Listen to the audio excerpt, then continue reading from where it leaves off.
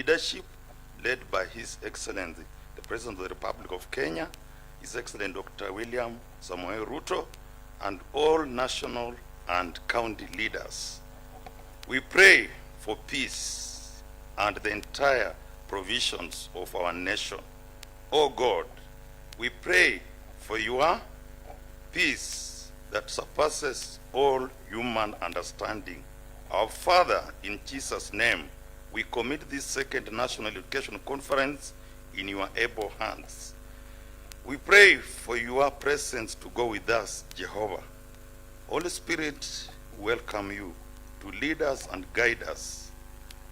For this I pray, in the name of the Father, the Son, and the Holy Spirit, we believe and pray. Amen. Naomba kwa heshima tuweze kuketi.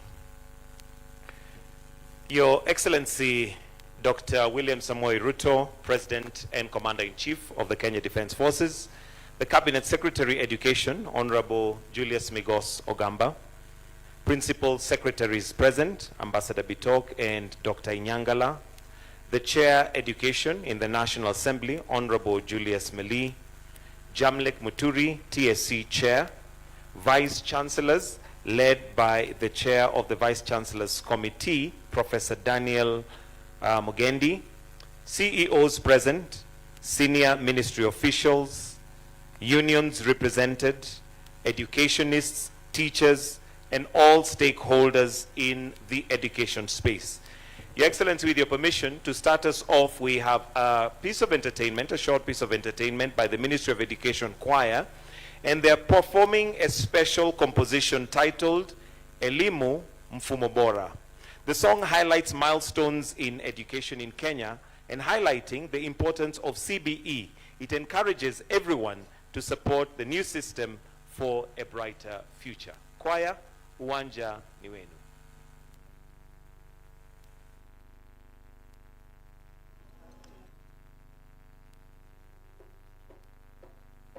Elimu nchini Kenya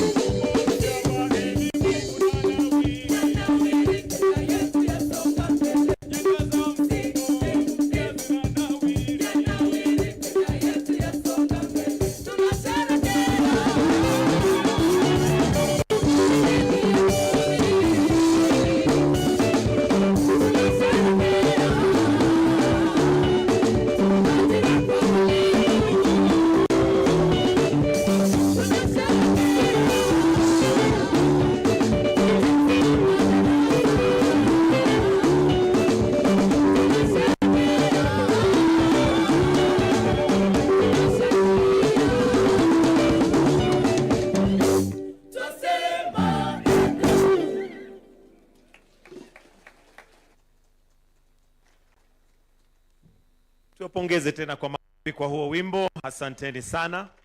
Your Excellency, with your permission to just give some welcoming remarks, allow me to now invite the Principal Secretary, Ministry of Basic Education, Ambassador Professor Julius Bitok, to give some welcoming remarks, then in turn invite the Waziri. Karibu.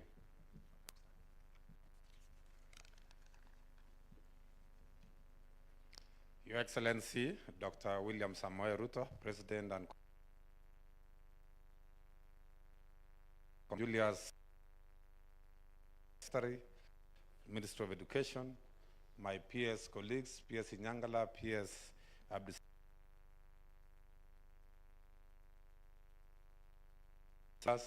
Teacher Service Commission, Vice Chancellors, CEOs, unions, captains of the education sector. Good morning. Your Excellency, allow me to begin by thanking you for finding time from your busy schedule to grace this momentous second National Education Conference. The objective of this conference is to review the progress made in our three state departments, that is competence-based education under basic education, competence-based education training under TVETs, and university education under higher education. Your Excellency, I want to take this early opportunity to thank you for the massive investment the government has put in education. We want to thank you very much for dedicating a lot of resources to ensure that education is on track. Indeed, in basic education, and I want to say competence-based education is the best education system ever this country has ever gotten. And we are confident to take education forward. Allow me now, Your Excellency, to introduce members from the Basic Education Department who have joined us in this conference. Allow me to request them to stand. Let me start with the team from the headquarters, together with the CEOs. Let's just stand for 1 minute. Members from the headquarters, Jogo House, State Department for Basic Education. Let's put our hands together to warmly welcome them. Thank you very much. We also have field officers, regional directors of education, county directors of education, and sub-county directors of education. Let's stand up kindly for HE to see us. Let's put our hands together to warmly welcome them. Thank you very much. Teacher Service Commission. We have also field officers from Teacher Service Commission, led by the chairman and the acting CEO. Let us request them to stand up. Teacher Service Commission, who managed to come. Let's put our hands together to welcome Teacher Service Commission. We also have our unions. We have NAT, Kenyan National Union of Teachers, led by the Secretary General, Honorable Oyu there. Let's put our hands together to welcome NAT. We also have KUPET. KUPET, welcome KUPET. Let's put our hands together to welcome KUPET, led by Julius Korir. Let us also appreciate Kesha and Kepsha, our heads of primary and secondary who have come here. Let's put our hands together to appreciate Kepsha and Kesha. We also have sponsors and partners who have been able to join us in this meeting. Let us request them to stand up. Our sponsors, our religious organizations. Let us put our hands together to appreciate our partners. Your Excellency, sir, allow me now to invite my PS colleague, Dr. Beatrice, to introduce the TVETs and higher education stakeholders who have joined us. Karibu, PS. Let's put our hands together to welcome PS Beatrice to make the introductions. Karibu. Your Excellency, our President, Dr. William Samoei Ruto, Honorable Julius Migos Ogamba, our CS, Ministry of Education, Professor Julius Bitok, BS Basic, and PS Abdisalan, Honorable Julius Meli, the Chair of Parliamentary Committee on Education, Honorable Liz, the County MP for Nakuru, and Honorable Makilap. Allow me, Your Excellency, to stand on the already established protocols. Your Excellency, I'd like to thank you for leading the reforms in higher and across the whole ecosystem. You have challenged us, Your Excellency, to think differently, to work differently, so that we can transform the outcomes from the sector. In particular, at the university level, we are working to produce graduates who are more employable graduates with an entrepreneurial spirit. We are working to develop the technologies that will lead us on this road to Singapore. And we already have some very deliberate examples that we will share in due course. Today, the conversation has changed. It is no longer whether the reforms can work. It is about how we can innovate in our different spaces to make this work, to deepen the transformation.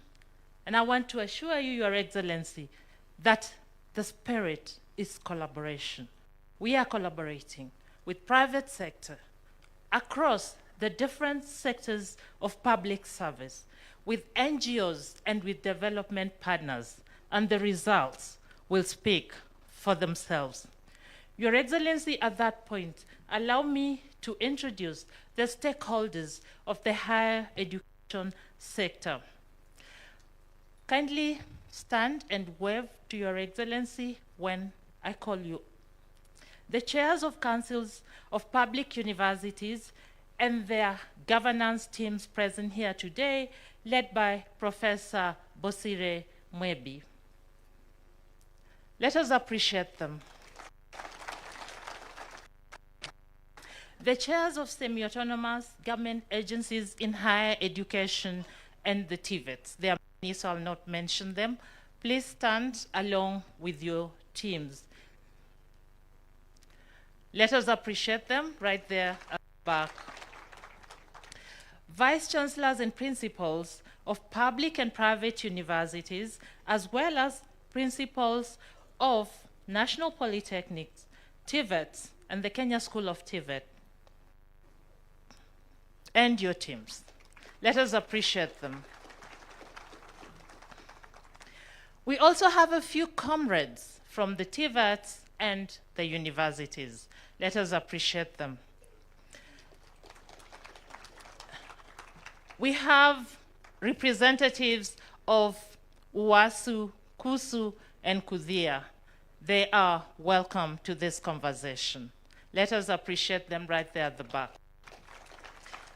And last, but definitely not least, Your Excellency, we are accompanied by staff from the State Departments of Higher Education and TVETs. Kindly stand so we can appreciate you. Thank you, Your Excellency.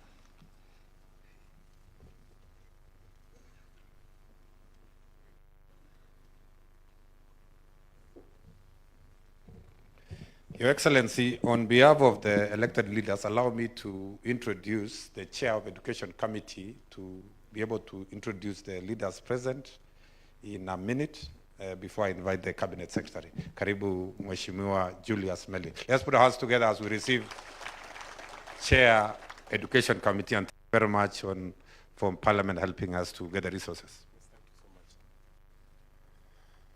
Your Excellency, the President of the Republic of Kenya, Honorable William Samoei Ruto, CS Migozo Ogamba, Principal Secretary is present, senior government officials present, and all education stakeholders. Good morning. First and foremost, Your Excellency, let me thank you for being education is number one. In what sense? That this conference is the second time we are doing it this time, because it is the time when we listen to the stakeholders and bring the society and the needs as per what they have brought before us. I have come before this conference to this morning, but more importantly, to know that National Education Conference is a conference accepted by our Constitution. This is a stakeholders meeting where we share ideas, where we sit together, talk to one another, and make education what we need. Education is the pulse of the society. So I've come with my colleague members of parliament. We'll be sitting here, we'll listen to you, we'll want to know how much costings you put into basic education, more so competency education in primary, all the way to the university. We'll want to know the various pathways and the various issues that you have in terms of human resource, because it is in the House that we have the national pass. So, Excellency, we are here to listen. We are here to also listen to them, the proposals on the legal issues, especially the legal proposals or amendments you'd want to have in the House to make education effective and to have the leadership of the sector well. So we'll sit through this meeting and we'll do a lot of listening, and at the end of it, we'll be able also to respond to a number of issues. So I'm accompanied by Honorable Liz Chelule, who is the women rep, or county MP, Nakuru. We give her a clap. We are also accompanied by Honorable McClap, who is a veteran, who was a veteran teacher, a member of Parliament, Baringo North. Give him a clap. Other members of Education Committee will be joining you, and other members of Parliament, I know from within this county, and we shall be glad to listen and to be able to make our presentations later. I thank you. Thank you so much. Thank you very much, Honorable Meli. Your Excellency, sir, allow me now to invite the Cabinet Secretary, Honorable Julius Migos Ogamba, to make his remarks. Let us put our hands together to invite Waziri. Karibu sana, Waziri. Thank you, Professor.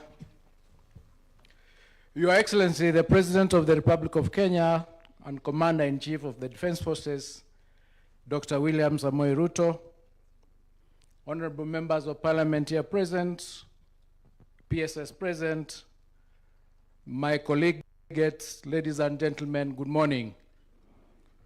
Your Excellency, allow me to begin by thanking you most sincerely for finding time from your busy schedule to grace this opening ceremony of the second National Education Conference. This conference is a follow-up of the first national conference that we held last year. It brings together key stakeholders in the education sector, including the ministry and state agencies, teacher unions and teacher associations, education administrators and regulators, institutional sponsors, development partners, universities, TVET institutions, professional associations, learners, and the faith-based organizations spanning the entire education continuum from pre-primary to tertiary institutions. This forum, Your Excellency, will review the progress that we made, especially in the rollout of the competency-based education, whose first cohort is now successfully settled in grade 10. It will also examine the many transformative reforms that we are implementing to ensure that our education system remains fit for purpose. This meeting will discuss authentically about what we are doing in the sector with a view to ensuring that we get the solutions that we require.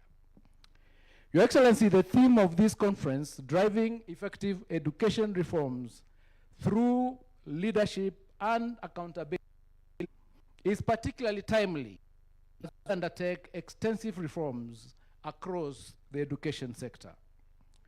As stakeholders, we have agreed to work collaboratively, identifying changes that arise in our sector.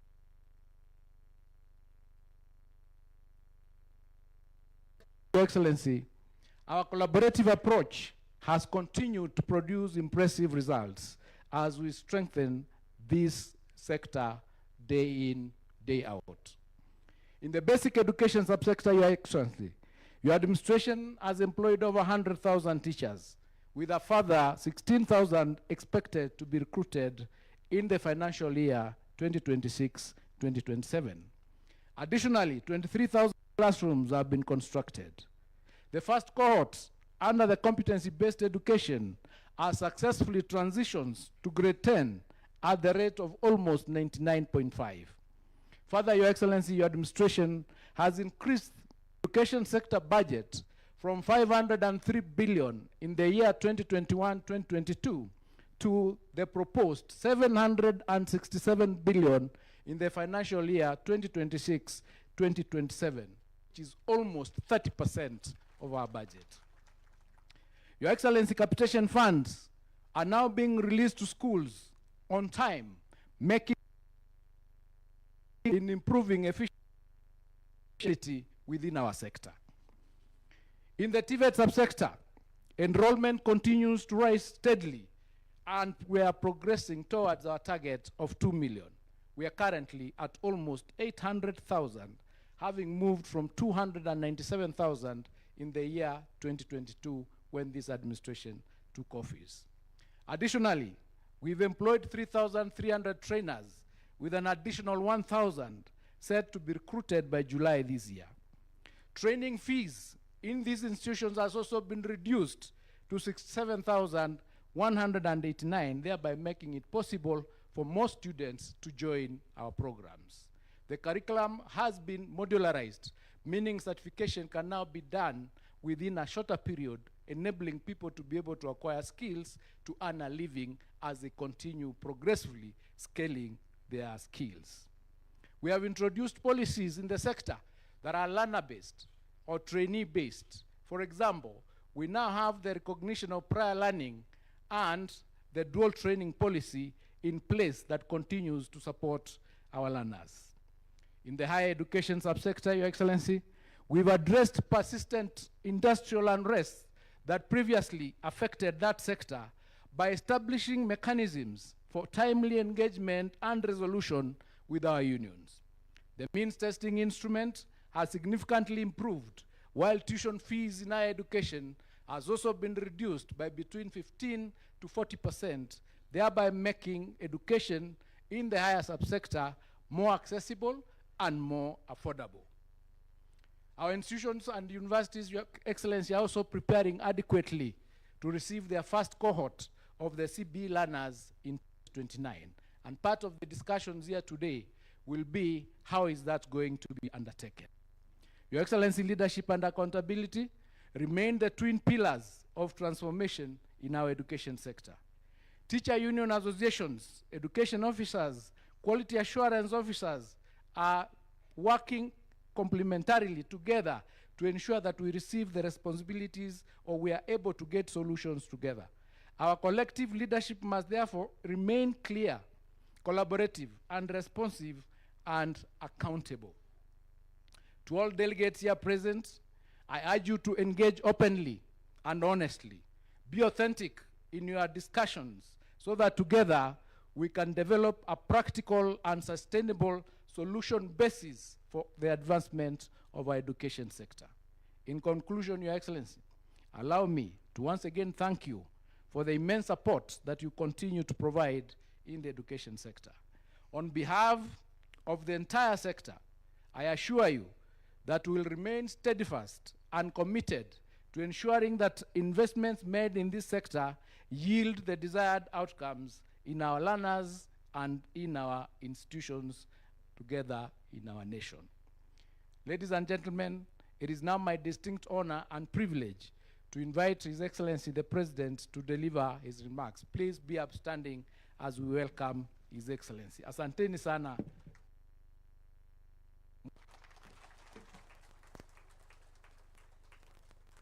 Thank you. Thank you very much, Waziri. Please, another round of applause for Waziri. I think this gentleman has done an outstanding job. Asanteni sana, tafadhali. While I was sitting here and looking at the writing here on the sheet here, I was asking Melly, I am a scientist. I am not a linguist. And I was asking whether competency or competence. some English teachers should help us, whether it should be why or mutatueleza baadaye.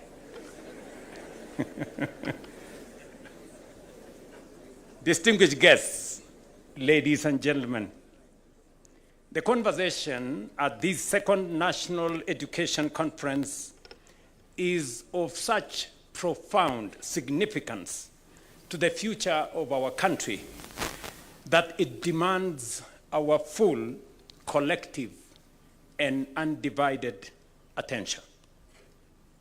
This is because we are meeting at a profound moment in our country's development journey. As an administration, we are implementing the bottom-up economic transformation agenda with a clear focus on expanding opportunity, strengthening productivity, and ensuring that no Kenyan is left behind. Equally important, we have made a bold national commitment to propel Kenya into first world status in our time. Global experience informs us that countries that have fulfilled their development ambitions, from Japan to Germany and South Korea to China, Singapore to Israel, did not treat education merely as a social good, but as a national mission and a strategic national assignment. To share 5 broad reasons why education is and must be central to our development agenda. First, education develops human capital by equipping citizens with literacy, numeracy, technical expertise, managerial competence, and problem-solving ability, raising national productivity and improving incomes. Second, education facilitates industrialization. No country can move from exporting raw materials to building industries in manufacturing, engineering, pharmaceuticals, ICT, agro-processing, or clean energy without a skilled workforce, technicians, scientists, innovators, and many more.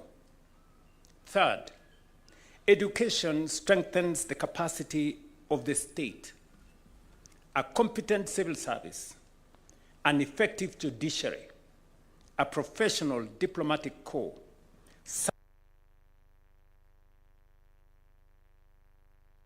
all educated and capable. Education enables innovation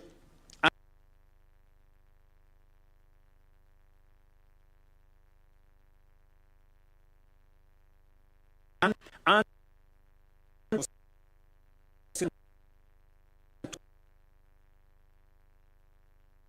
innovate of their own. Education transforms societies. It reduces poverty, improves, lowers maternal and child mortality, expands opportunities for women, strengthens social cohesion, and promotes civic stability. In many ways, ladies and gentlemen, education is the single greatest investment a nation can make in managing its present and shaping its future. Indeed, the United Nations Educational, Scientific, and Cultural Organization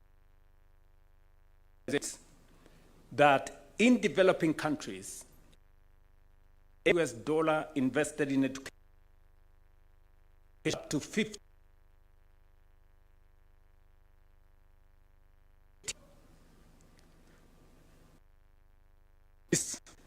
Without this conference, driving effective accountability,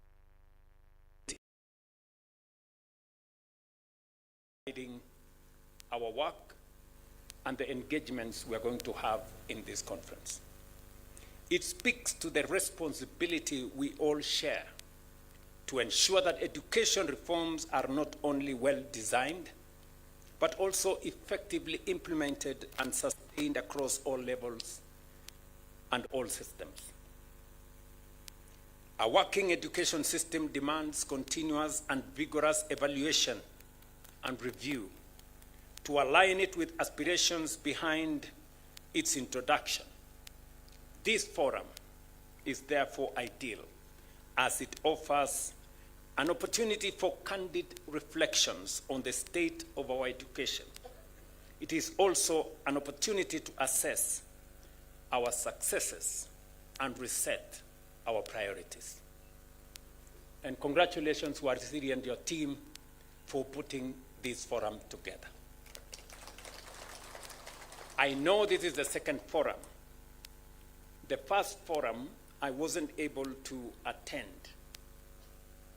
But on being briefed on the engagements in the first forum, I made the decision that I will be coming to this forum every year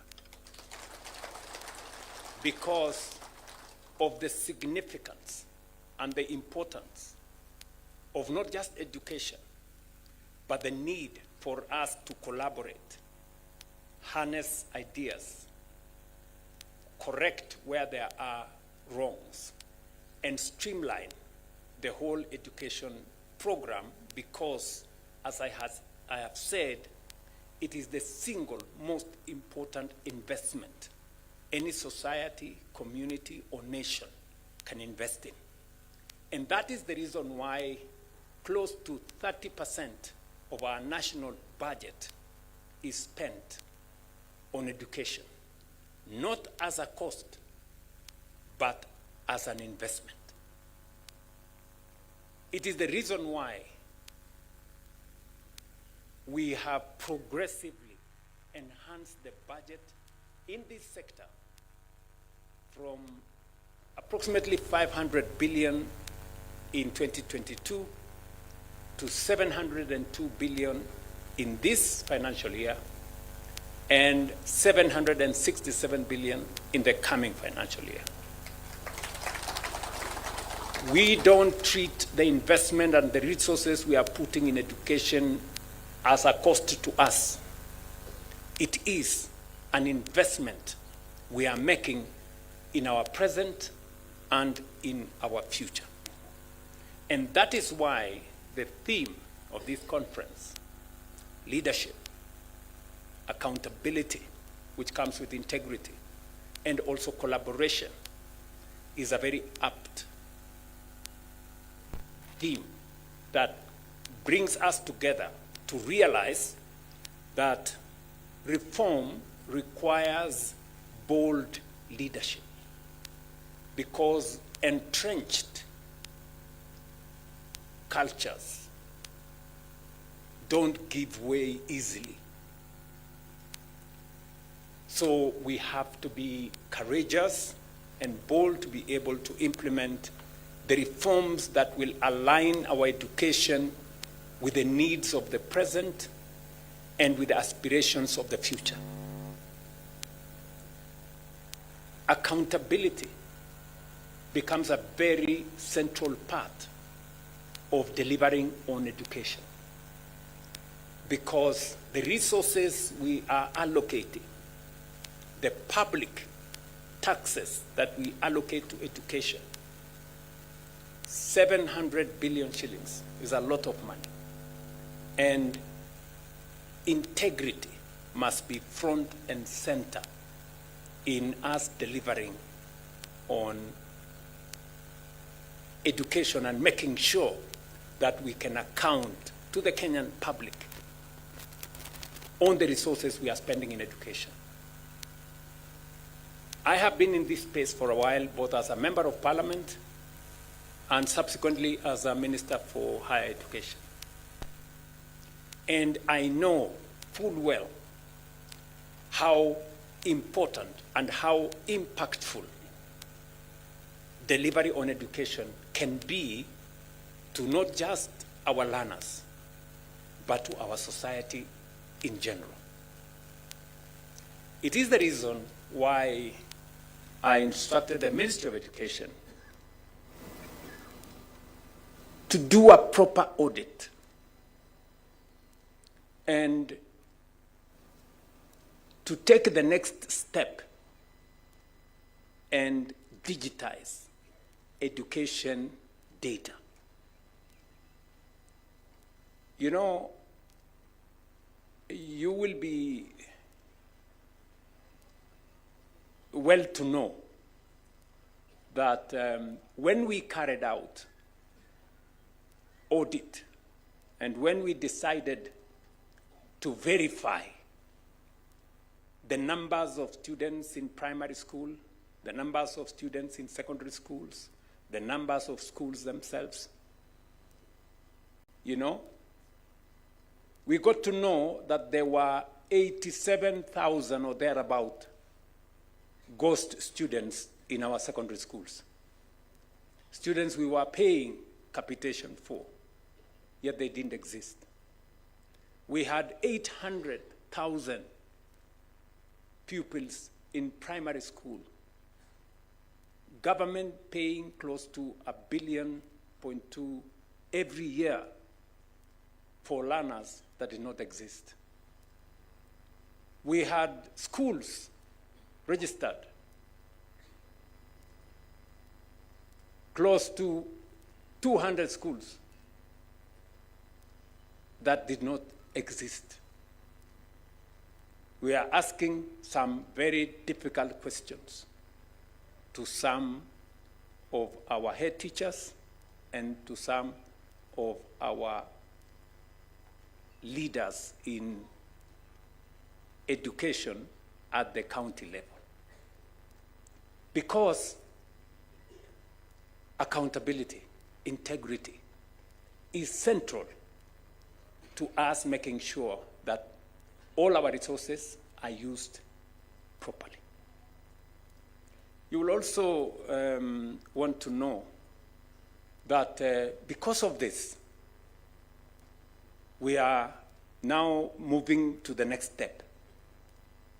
And I have instructed the Ministry of Education that in the next 2 months, we're going to be working with CONSA Technopolis to make sure that we digitize all the education details of every learner, every school, teachers, bursaries, and everything else, so that we can make sure that through technology, deployment of technology, using digital data, we can easily check on whether we have the right number of students, whether we have the right number of teachers, where we have gaps, and what we need to do. And progressively, we have seen what technology has done. I will give you an example. We had very big difficulties with agriculture. We decided that we are going to digitize all our farmers. We are going to collect data on all our farmers. We had tried it before for a very long time, almost 10, 15 years. We only registered 300,000 farmers. But we did a national exercise, rolled out a whole of government approach. Today, we have 7.2 million registered farmers. We know how many sugarcane farmers, how many coffee farmers, how many tea farmers, how many growers of wheat, how many growers of maize. Today, for you to buy fertilizer, you have to bring a digital voucher because we allocate every farmer, because we know farmer X has 5 acres. He cannot come and claim fertilizer for 20 acres because he doesn't have 20 acres. So the system automatically knows and allocates fertilizer on account of the acreage of farmers. We have dealt with huge cartels that were big problems to us because we digitized data. I want to encourage stakeholders, from our teachers to boards to parents, for all of us to agree to a digitization process so that it makes it easy for us to deploy all the resources we are deploying, whether it is capitation, whether it is bursaries, and everything in between. I am happy that we have teachers and teachers' representatives in our midst.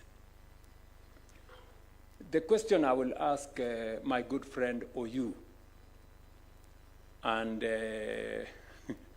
and my sorry, the leadership from Kupet, Oyu, sorry.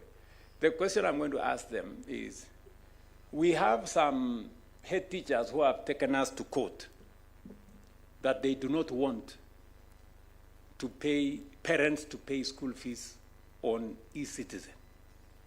They want to continue writing receipts on pieces of exercise book. Why? Honestly, mutusaidie. Why do you want to continue writing receipts on pieces of paper where nobody, traces, your exercise book iliandikwa ilipotea, shule ilichomeka ikachoma na receipt, sijui nini? Today, parents should be able to pay from the comfort of their homes on e-citizen school fees for their children, where we can verify the data, where we can know that this money was paid. We have made a decision. I have made a strategic decision that we do not want to deal in cash in this administration, because cash is very sticky, And that is why today you can pay literally for any government service, on a digital platform, through M-Pesa, through the bank, so that you have traceability and we can have visibility as government that so much money has been paid. So, mutatusaidia Bwana Uju na Maisori na wadosi, mtuambie hawa watu tuwajane na giza, please. Wacha tukuje mahali kwa mwangaza hapo, kila mtu aonekane nini inafanyika, pande gani inasonga namna hiyo. I don't think asking for transparency is too much, right? But I'm talking about very few teachers. The rest of the teaching fraternity, many schools across Kenya today, they are accountable. They accept money to be paid on a digital platform. In fact, I have head teachers who have rejected cash. They've told parents, go pay using a digital platform because we want accountability. This is how we want to move into the future. And that is why I have singled out your theme here of accountability. If we are accountable, we can do more with the resources we have.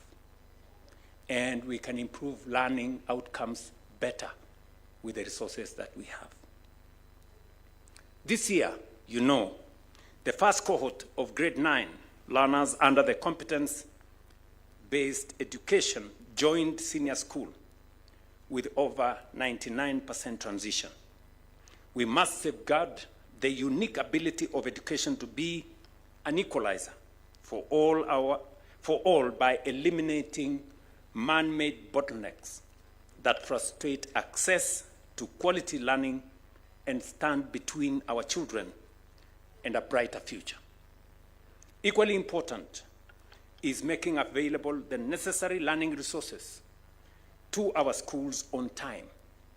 Beginning this year, we have ensured that capitation funds are dispersed to public schools before the opening date. We are also accelerating the expansion of classrooms, laboratories, and other learning facilities to cope with the growing number of learners and the demand by the CBE curriculum.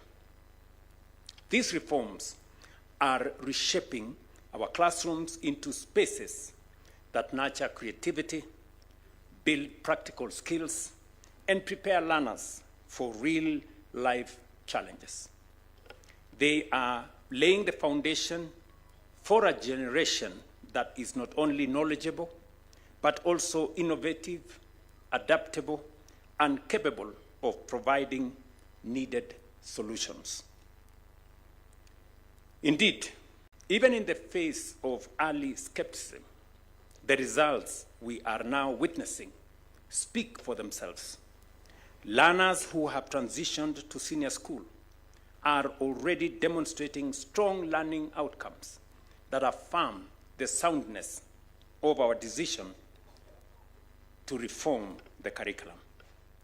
The core competencies and values being inculcated, including critical thinking, communication, collaboration, and citizenship, are evident in how these learners engage with their teachers and interact with their peers.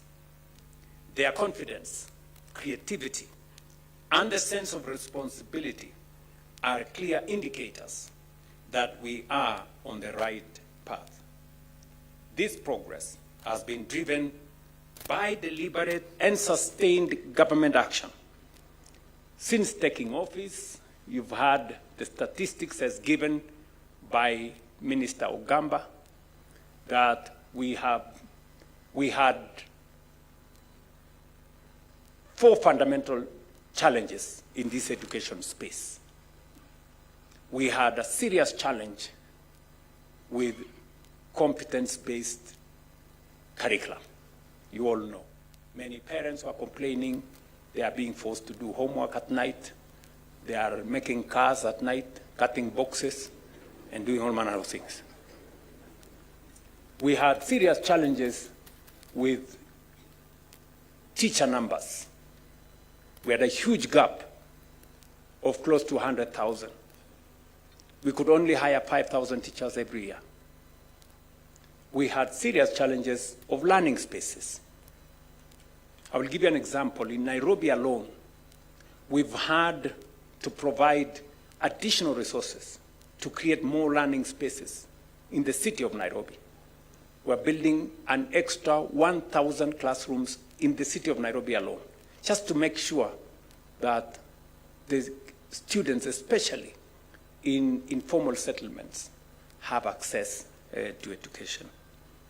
We had very serious challenges of the funding model that was more focused on the institution than the learner. We have since corrected all of them. And of course, we have 2 to go. Digitize the whole system so that we improve on transparency and we make it much more easy for decision making. And number 2, I have one last thing that I must do, and that is to sort out a higher education loans board so that we can have clarity. And I have instructed this man, that, and I've put him together with my team. I've given them some assignments that we must finally end up with a predictable, you can sit down, Monari, with a predictable resources. Because as we move some of our commercially viable programs out of the budget into the National Infrastructure Fund, we want to create space using, resources from the budget, from development partners, to fund more social projects, education, health, social protection.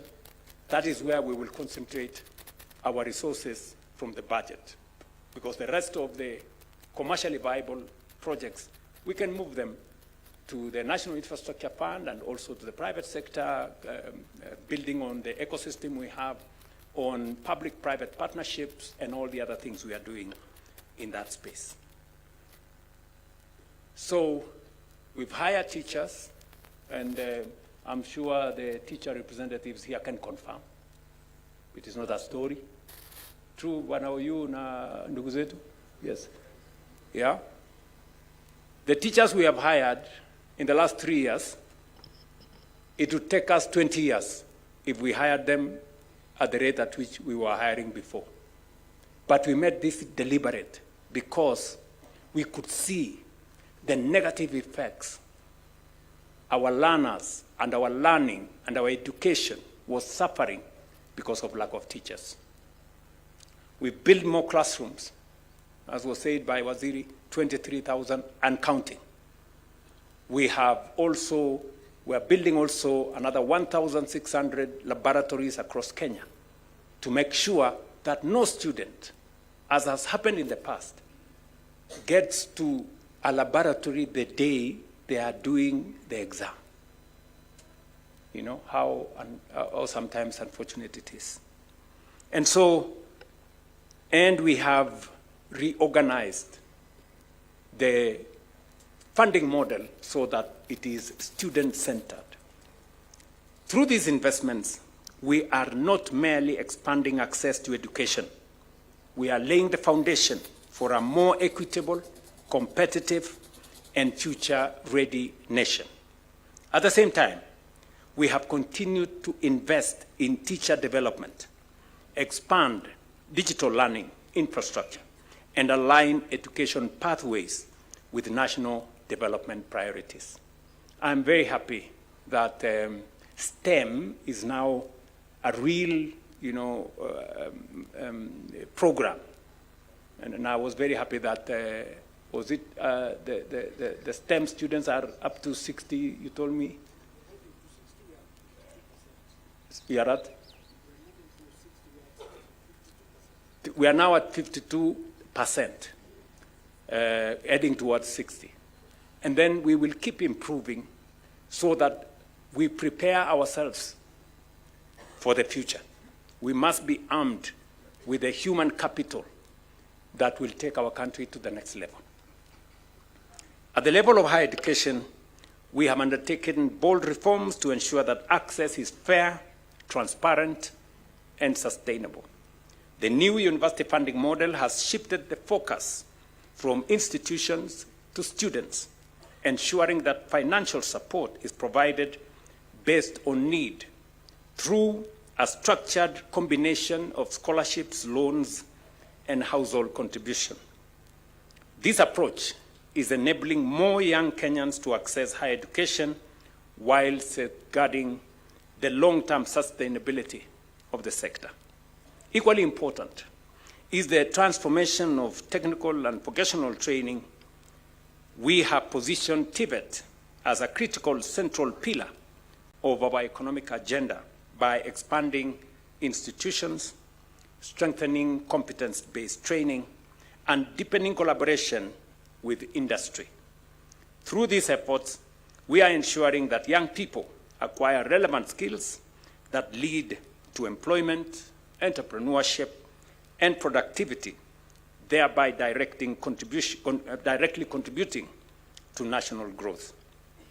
I did inform Migosi and team at the Ministry of Education that technical education, and I had very serious challenges when I was Minister for Higher Education at some point on getting technical education to come to the center of our education and education outcomes. Because there was a notion built over time that the students who go to Tibet are the students who are not very good. And that was very wrong. And that is why we have changed the perception. I am very happy that today learners choose where to go on the basis of where they see themselves into the future. And as a result, we have increased the numbers. In 2002, we had close to 300,000 students in our TVET. Today we are at 800. Our target is to get to 2 million. I know there is a small problem somewhere which I'm sorting on matters to do with the resources available to teach those students. I have since discussed with the PS in that department and the Waziri, and we're going to sort it out. Because we had two challenges. We want to make sure that it is affordable. That is why we worked with the Tibet institutions to reduce the fees from close to 100,000 to 67,000. And we have also modularized so that certification becomes more frequent. And you can get in and go out as you get more skills.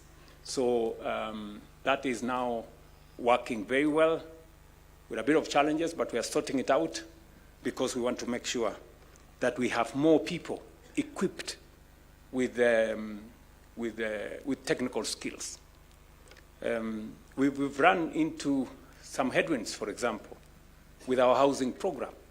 You know, we need more plumbers, we need more electricians, we need more people who understand masonry, and we've had to resort to people who have learned on the job. And that is why we have also expanded the certification through recognition of prior learning, so that people who have learned the skill, who have the skill, they have a shorter runway in making sure that they get certification. The success of these reforms depend on the strength of our leadership, the integrity of our systems, and the effectiveness of our collaboration. Leadership must be exercised at every level of our education system with a clear focus on delivery and on results. Accountability must guide the utilization of resources and the implementation of programs, ensuring that every investment translates into improved learning outcomes. Collaboration must bring together government, educators, communities, and partners in a shared effort to transform education. And that is why this forum is very significant and very consequential. It brings all of us together so that we can listen to one another, sample the ideas that we have, improve on what is not working, change what is not working, improve on what is working, and tap into better ideas on how to take this forward. We all agree that this is a space that is evolving because society is evolving. There were courses that were not part of us a few years ago that now must be central to how we move forward. And therefore, we cannot afford to stay static when the needs of society, when the needs of industry are changing. That's why this collaboration, the coming together of stakeholders, sponsors of schools, whether religious organizations or private sector organizations, the public schools, and everybody in between must be part of this conversation. And we must admit that we allow ourselves for a good idea to give way to a better one so that we can improve the space around learning in our society. I have also stated that as we go forward, we are going to put more resources in science, research, innovation, and technology. Because I strongly believe that no society can grow or develop beyond its capacity to think. You know, And we must allow ourselves to, get the best minds to think for us, to innovate, to research, so that we can improve on the knowledge that we have, we can create new knowledge, and we can use knowledge to drive our development. This conference, therefore, ladies and gentlemen, provides an important opportunity to consolidate the progress we have made, align our efforts, and strengthen the implementation of reforms across the country. It is a platform not for finger pointing, not for accusing one person against another. It is a forum for us to think together and to work together. The common good of education is at the center of this.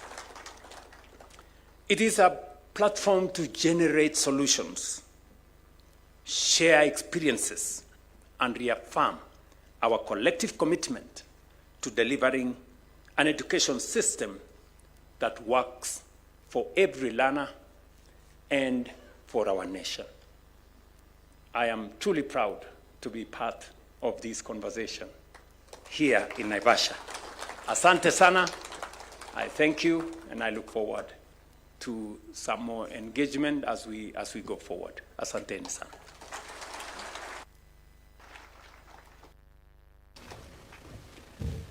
Another warm round of applause for His Excellency, please.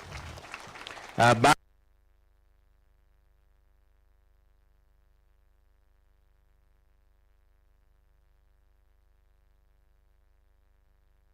deep dive and unpack leadership, accountability, and collaboration in the education sector. And Your Excellency, the good book in the Bible tells us in Ecclesiastes chapter 9, verse 11, that to everyone there will be a time and a chance. The time and chance that we have as individuals and given an equal playing field is in the education that we receive. And at this point, allow me, Your Excellency, to invite the panelists, starting with the moderators.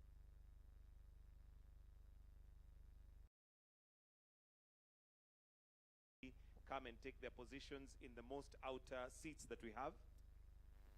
Followed by Reverend John Gatto, who is representing the religious sector. And we know that we do have quite a number of religious organizations that have stake in the education sector. Let's have NAT Secretary General Collins Oyu will also come on stage, followed by the CS Education. I'll repeat that. We have the two moderators, Emily Chebet and David Muchungu. Let's have NAT Secretary General Collins Oyu, together with Reverend John Gatto, also the Chair of VCs, Professor Mugendi, to please join in that panel, the CS. And finally, we'll have His Excellency, the President, joining us. Do we have all? Chair of VCs, Professor Mugendi. Then finally, His Excellency, the President.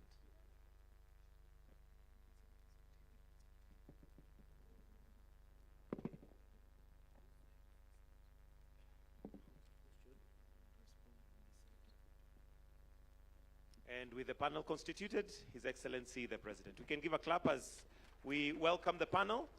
And I'll now hand over to the two moderators. Between Emily and David, you'll take the floor once we are seated.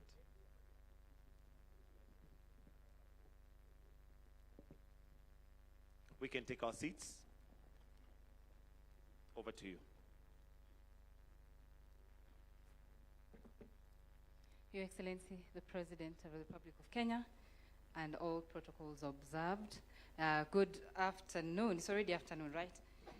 Yeah, so thank you so much for this opportunity, and we welcome you to this very interactive session where we want to go deep and understand what really is happening in our education sector.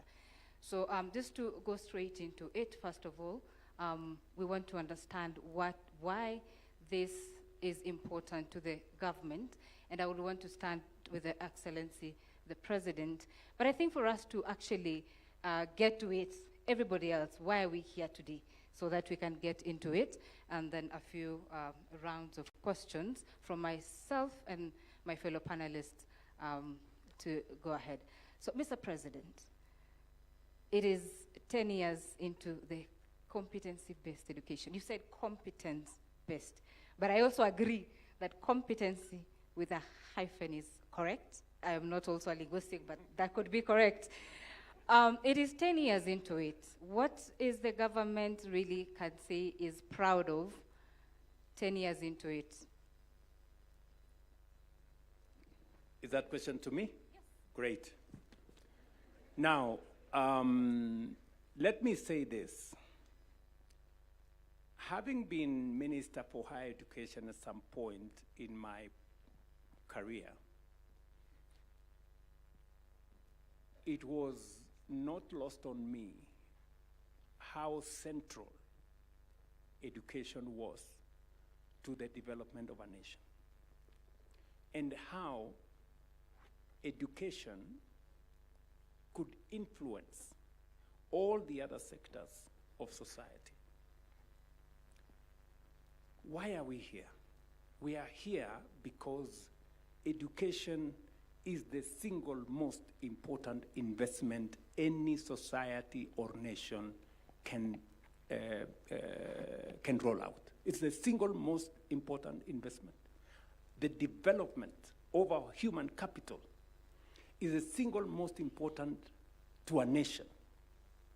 From the position I sit in as president, if there is one very important thing, is to have an educated, informed society.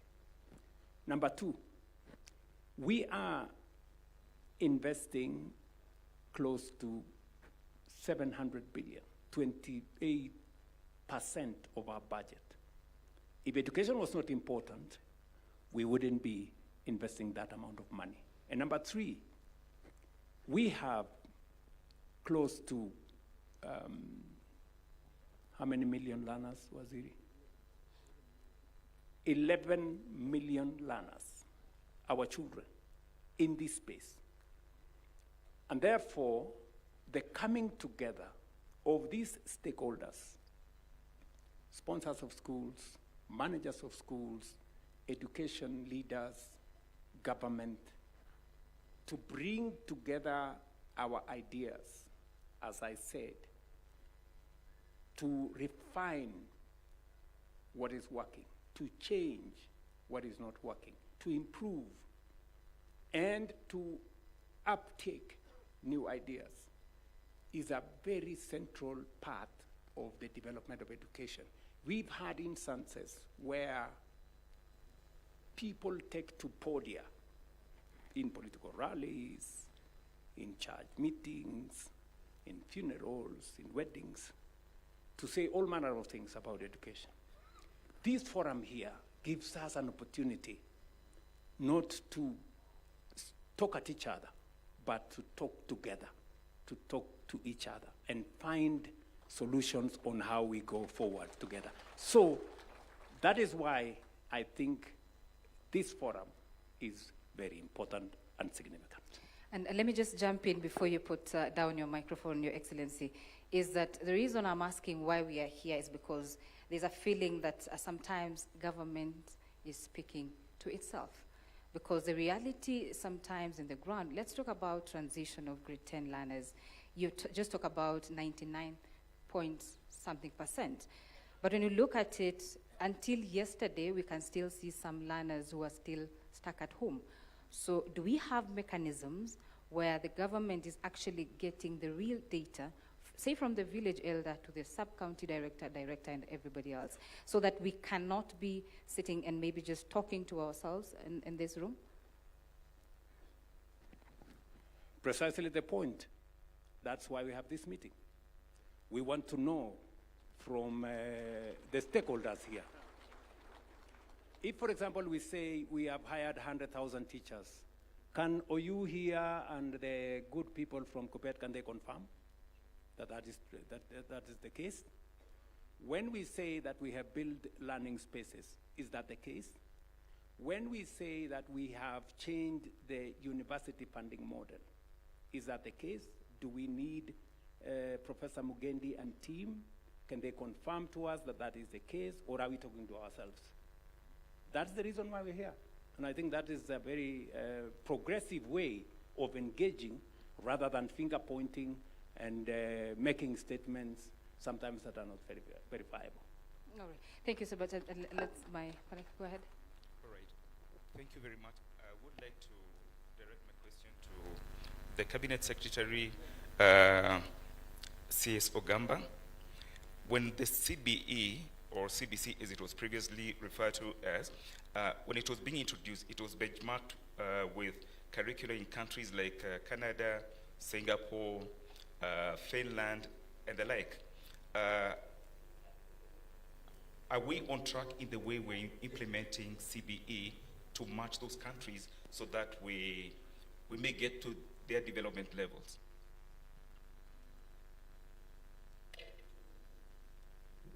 Thank you for that question. You know, the reason why CBE was introduced is because in the old model of the 844, the emphasis was on passing exams. That the job or the paper that you do in one day determines on whether you will proceed to the next level or you won't. That meant, for example, that if a student was unwell in that particular day and he didn't do well in that paper, his grades came down and he's not able to move to the next stage. The competency-based education is a skill-based system where everything that the student does accounts for something from day one. The assessments start from the classroom work that you do, and it accounts for a percentage. So that by the time you're doing an exam, what you have gotten in the process of learning enables you to progress to the next level. Additionally, it identifies the talents, the skills, the interest of the students so that we do not always insist on having students take programs or take courses that they are not interested in. That's why we introduce the 3 pathways so that we have STEM, we have social sciences, and we have creative arts. In that way, there is no student who will miss out and that's why the transition is high, because now we are able to take each and every student to the next level based on what they are able to do. So it's work in progress. We are now on grade 10. We are moving to grade 12, transition to the universities. And then, as we continue, because the assessment is doing year in, year out, we will evaluate the whole system at the end of the cycle. We're in the middle of the cycle. We've done 10 years currently. And it is the best system that we have. And the best way to determine that, I encourage you, get out there, talk to the students who are learning in this program, the grade 10 students, the grade 9 students, and you will see a distinct difference between them and the ones who have been doing the 844, where they concentrate too much on just an exam.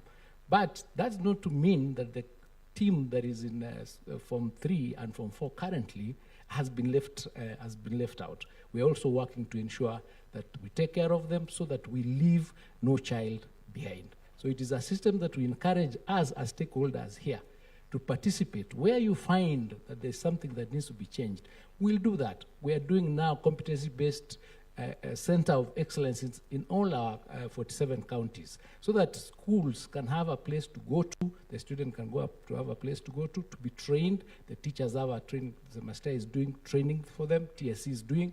So we are doing something in this space. What we are asking ourselves as stakeholders in education is that let us pull our intellectual resources together, because in that pool we'll get the resolutions. That's why we've been able to amend the subjects. That's why in the first National Education Forum, when we were discussing about whether we should have mathematics as a compulsory subject in just STEM and nothing in social sciences and arts, we agreed in that particular forum that we'll have pure maths in STEM and we'll have essential maths in social science and also in arts. That is something that came out of that discussion of that forum. So we need to just put our heads together, and I am sure that by the end of this exercise, we'll be much better country than when we started. Thank you. CS, before I put down the mic, I asked about benchmarking with other states which are doing very well, and especially because of resources. Because resourcing education is very important. The capitation for primary schools has never been reviewed since it was introduced in 2003. It remains at 1,420. The one for free day secondary schools has never been reviewed since 2018. So, and there has been inflation and all that. Are the resources still enough? We don't have laboratories in junior schools. That question. You know, this country has invested heavily in education. The international standard in investment of education is 20% of the budget. This country invests 28% of the budget in education. We are already above international standard by 8%, and we are continuing to increase that. The amount that is being paid for the capitation for primary school has moved from 1,020 in the year 2002 to 1,420 in the year 2018 to this July, when we'll be moving it to 2,300 per student. Junior school was introduced in this competency-based education, and we are giving them 14,240. Now, junior school is in the same place with primary school, meaning they share facilities. So in terms of the money that is used for primary school vis-a-vis the money that is being used by junior school with students in the same space. For example, if you're paying a watchman, you're not paying a watchman for junior school and paying another watchman for primary school. You are paying for one person. That means these resources are being utilized, and therefore, in reality, we have increased the amount for primary school substantively. Number two, we are doing now this verification exercise that we've done. Initially, we had an overestimation currently, and it is the best system that we have. And the best way to determine that, I encourage you, get out there, talk to the students who are learning in this program, the grade 10 students, the grade 9 students, and you will see a distinct difference between them and the ones who have been doing the 844, where they concentrate too much on just an exam. But that's not to mean that the team that is in Form 3 and Form 4 currently has been left out. We're also working to ensure that we take care of them so that we leave no child behind. So it is a system that we encourage us as stakeholders here to participate. Where you find that there's something that needs to be changed, we'll do that. We are doing now competency-based center of excellence in all our 47 counties, so that schools can have a place to go to, the student can go up to have a place to go to be trained, the teachers have a training, the master is doing training for them, TSC is doing.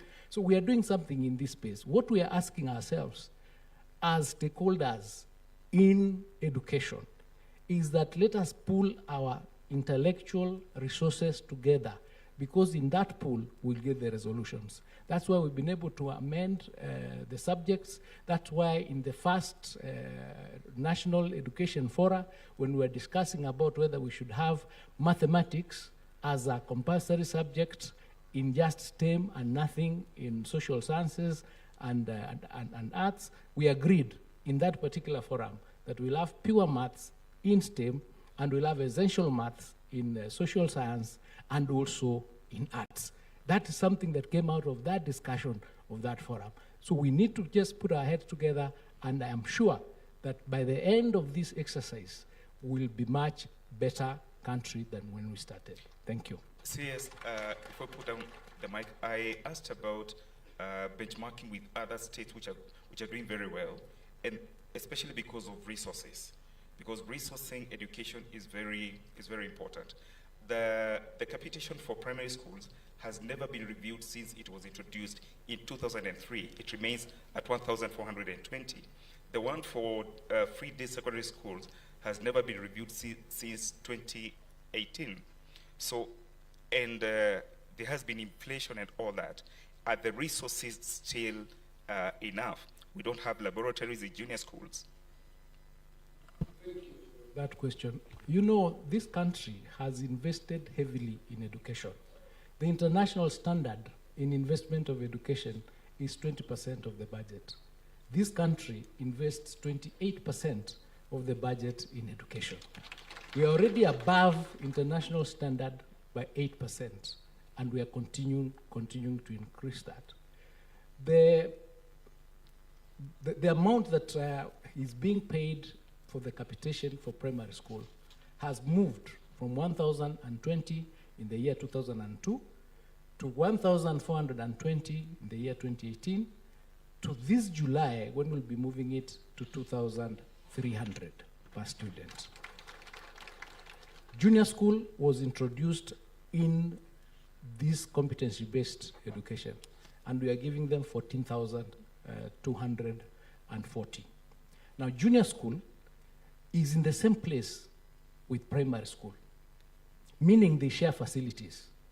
So in terms of the money that is used for primary school vis-a-vis the money that is being used by junior school with students in the same space. For example, if you're paying a watchman, you're not paying a watchman for junior school and paying another watchman for primary school. You are paying for one person. That means these resources are being utilized, and therefore, in reality, we have increased the amount for primary school substantively. Number two, we are doing now this verification exercise that we've done. Initially, we had an overestimation of the students. So the numbers that are sometimes gotten out there, you are still using the calculation of the earlier enrollment to state that, for example, we are not meeting the 22,000. The numbers have come down because there was an increment, an over-exaggeration of the numbers that we had. And that's why His Excellency is saying, we digitize, we get to know exactly how many students do we have, how many teachers do we have, how many primary schools do we have, how many secondary schools do we have. And within those resources, with accountability and prudent use of the resources that we receive, we will be able to ensure that our students have the necessary infrastructure, the necessary human capital to keep them moving in that direction. So we have done a lot in that space, and I think from where we sit, even benchmarking with the West, we are moving that much faster than they did. Thank you. Maybe just to add just one or two things to what Waziri has said, especially to your question as to the countries we benchmarked with. You know, the very progressive question. Of course, we benchmarked with different countries, and there are aspects we emphasized from one country to another. And then also we customized for the Kenyan situation, because it's not exactly what those other countries are. There are differences. So we have customized for our own space. But I sat where my good friend Julius sat once, and I will give you my personal experience. When we were reforming, you know, the Tibet sector, we took into account, for example, that the system that was there, because many people ask questions about the competence-based learning. I am a very solid believer in CBE, very solid, from experience. Why do I say that? I say that because when we were reforming the Tibet space, we used to have so many failures. You know, a mason fails the exam not because they don't have the masonry skill. It is because they failed English. So we asked ourselves, why are you forcing this mason to pass English when his skill is masonry, you know? So we scaled down the place of English And we got many more Masons passing because they knew how to do, they had the skill of Masonry, but they were failing on English, you know? So that is how we managed to reform that space. Let me give you another example. And these are practical examples which we have had to delve into. What Ogamba has said, the 3 different pathways. We have many learners who are gifted differently. There are people who are not gifted on STEM subjects. They are good artists. They are good social scientists. But when you force them into a channel that emphasizes the things they are not good at, that is why, for a very long time, our education system produced too many failures. You know? Because we were failing our learners on areas that they were not good at. So that even the areas they were good at were undermined by the areas they were not good at. That's why having 3 pathways gives all our children equal opportunity to pass on the areas they are good at. And by the way, we need all of them. We need skills in STEM. We need skills in social science. We need skills in art. They complement society. They make us the society that we are. And that is why competence-based learning is the correct thing to go, the correct education system for us. Let me conclude by saying that, and it's good for us to speak, a bit of experience, because we've been in this space for a while, really helps. And I'm sure the teachers who are here will know that. There was a very big focus on passing a single exam. A single exam determined whether you were a failure or you passed. And that is why exams became a life and death issue. That is why exams were so militarized. There were policemen everywhere, intimidating children, making the whole place, tense, and even affecting the outcome of learning itself. That's why competence learning builds on the learning experience and the learning curve of the student. Every stage accounts for the final exam, so that the final exam becomes important, but what you have gone through is equally important. So that is why I am a very strong advocate for competence-based learning. Thank you very much, Your Excellency. And since we're talking accountability and leadership here, and you've revealed that that audit you ordered revealed so many ghost students and ghost schools, when are people going to court? It's our money. What are we doing about it?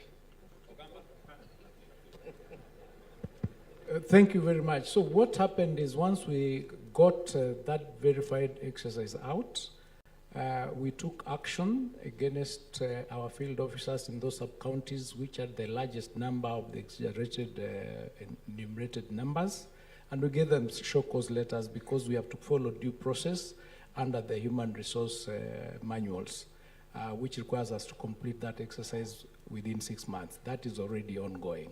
We also sent that report to TSC, and they're also taking action against the particular teachers, again, through the process of disciplinary processes, who were the heads of those institutions that were affected.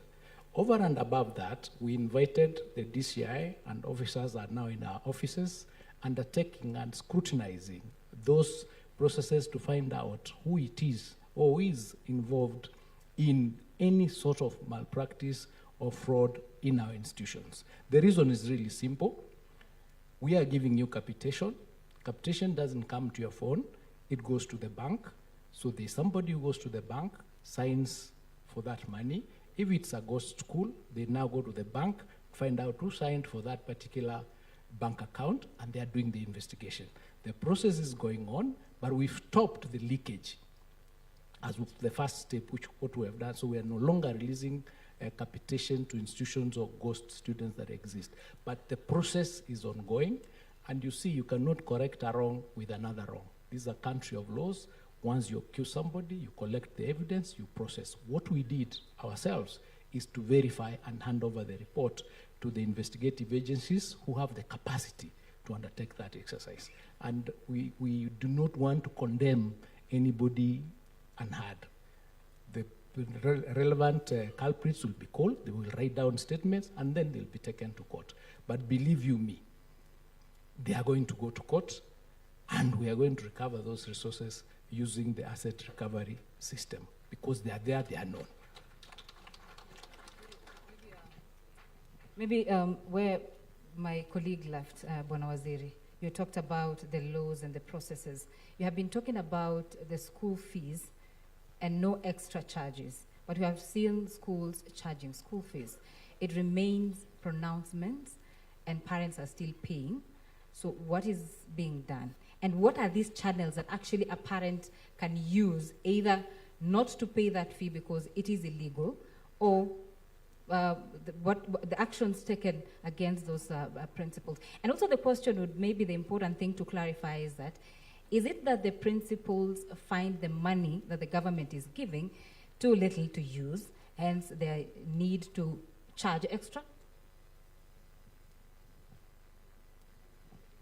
Let me start by responding to your last question, where the argument has been that the money is not enough. For example, in boarding schools, we charge the circular, the government-approved fee is 53,000. Now, 53,000 is for boarding facilities, food, and other things. Government is paying for infrastructure. Government is paying for the teachers. Government is paying for the books. Government is paying for all these other things. Now, what has happened is that there are people, scrupulous out there, who have introduced budgetary items into the budget of schools that are non-essential, thereby raising the cost of running those institutions. For example, the latest case that we are handling, where school fees was raised from the 53,000 that is allowed to 120,000. But when we looked through, our quality assurance officers did the report, they found several budget lines in the budget that are non-essential, that are not core to what a school should be doing. For instance, 26 million for going to Dubai. 26 million for going to Dubai. 13 million for speeches during prize giving. So 1.3 million for spiritual nourishment. Then you say government is not, the money is not enough. And you know, all I like us to do, because the argument has been that we are not able to implement the policies. That is because our quality assurance officers are not enough, we don't have enough, and by the time they reach, they find maybe something has been done and moved on. But now we are going to the BOMs, the Board of Management, and some of them are here, and we are saying you must interrogate the budget that you are passing. What does it include? Is that something that is essential to learning?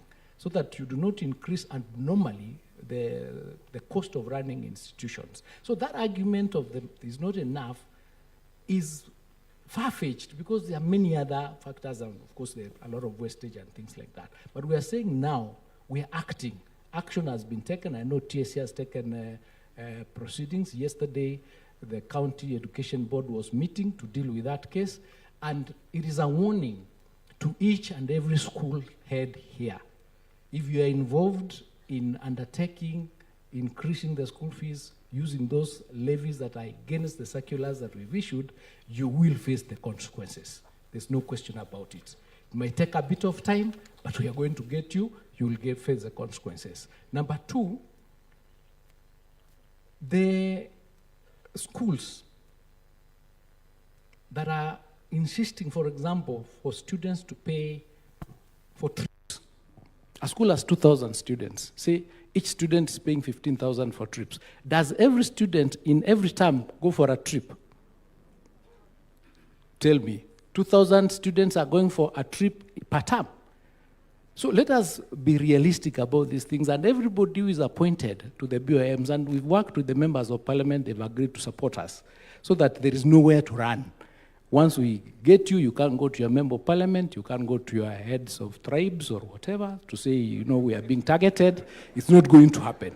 So we are going to deal with you because the regulations are there, and we want the media, before you say this money is not enough, please visit and ask them, let us see the list of what is being supported, so that you help us, because we are all stakeholders.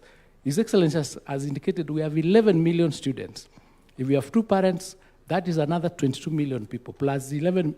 Each and every household is affected, including those people who are saying we do not have enough money to support the students. So help, and that's why we are working here together, so that we can put our heads together, analyze the situation, and be realistic about what needs to happen. And if something has to be increased, there is a procedure, and you have to bring that order for approval, so that everybody knows there was a bus. This is what the parents agreed, and this is what everybody is going to pay. How, for example, can you buy a bus for 10 years? Every year you're charging for a bus. You understand what I'm trying to say? So let's sort these things out, and we thank you for that question. Thank you very much. My next question goes to Professor Mugendi. Professor Mugendi, just hold the mic.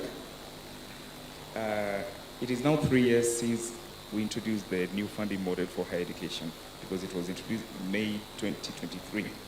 There have been teething problems with the model. Is it time to review to see what is working and what is not working and change?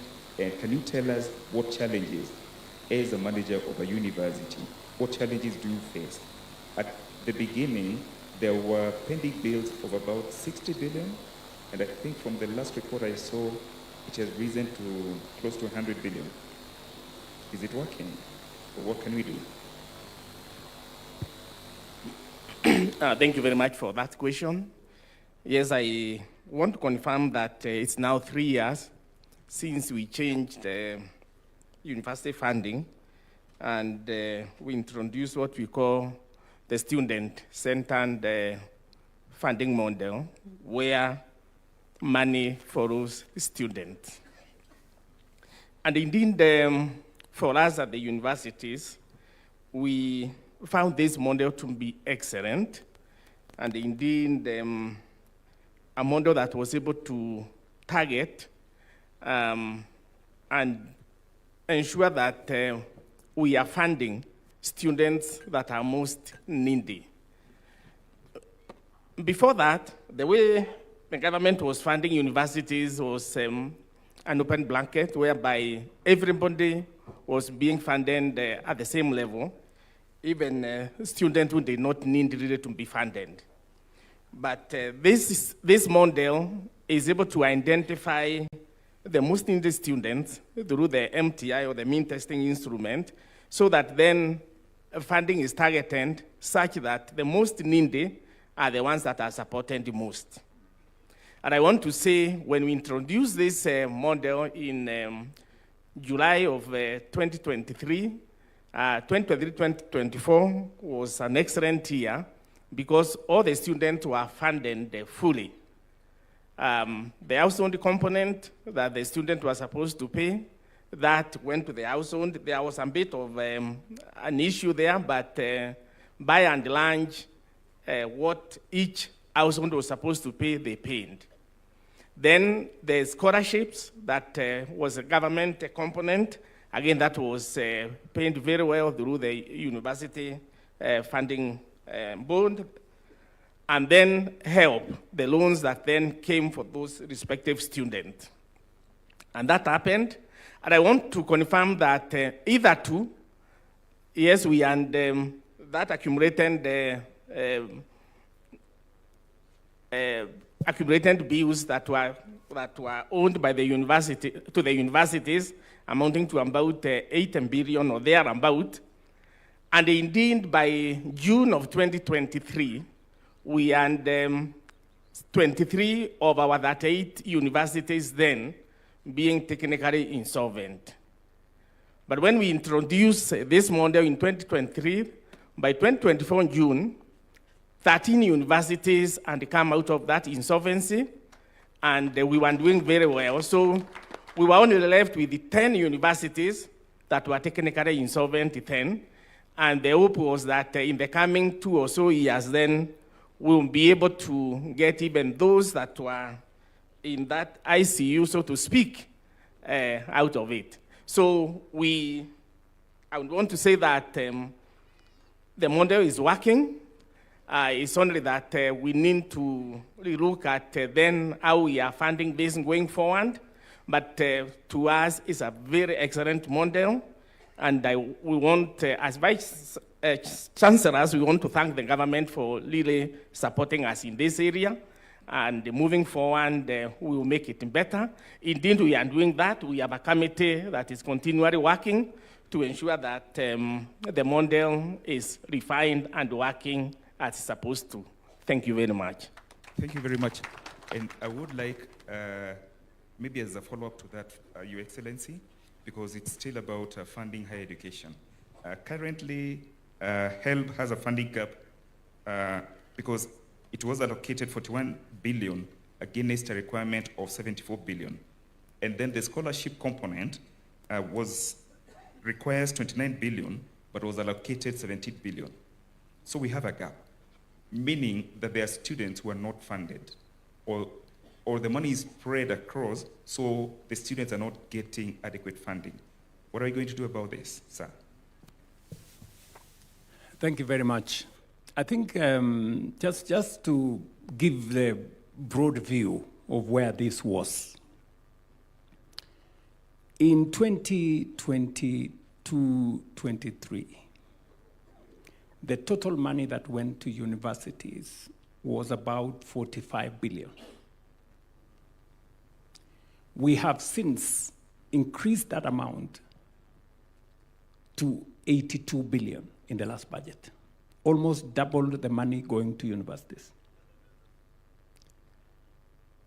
And it was because of what Professor Mugendi has said.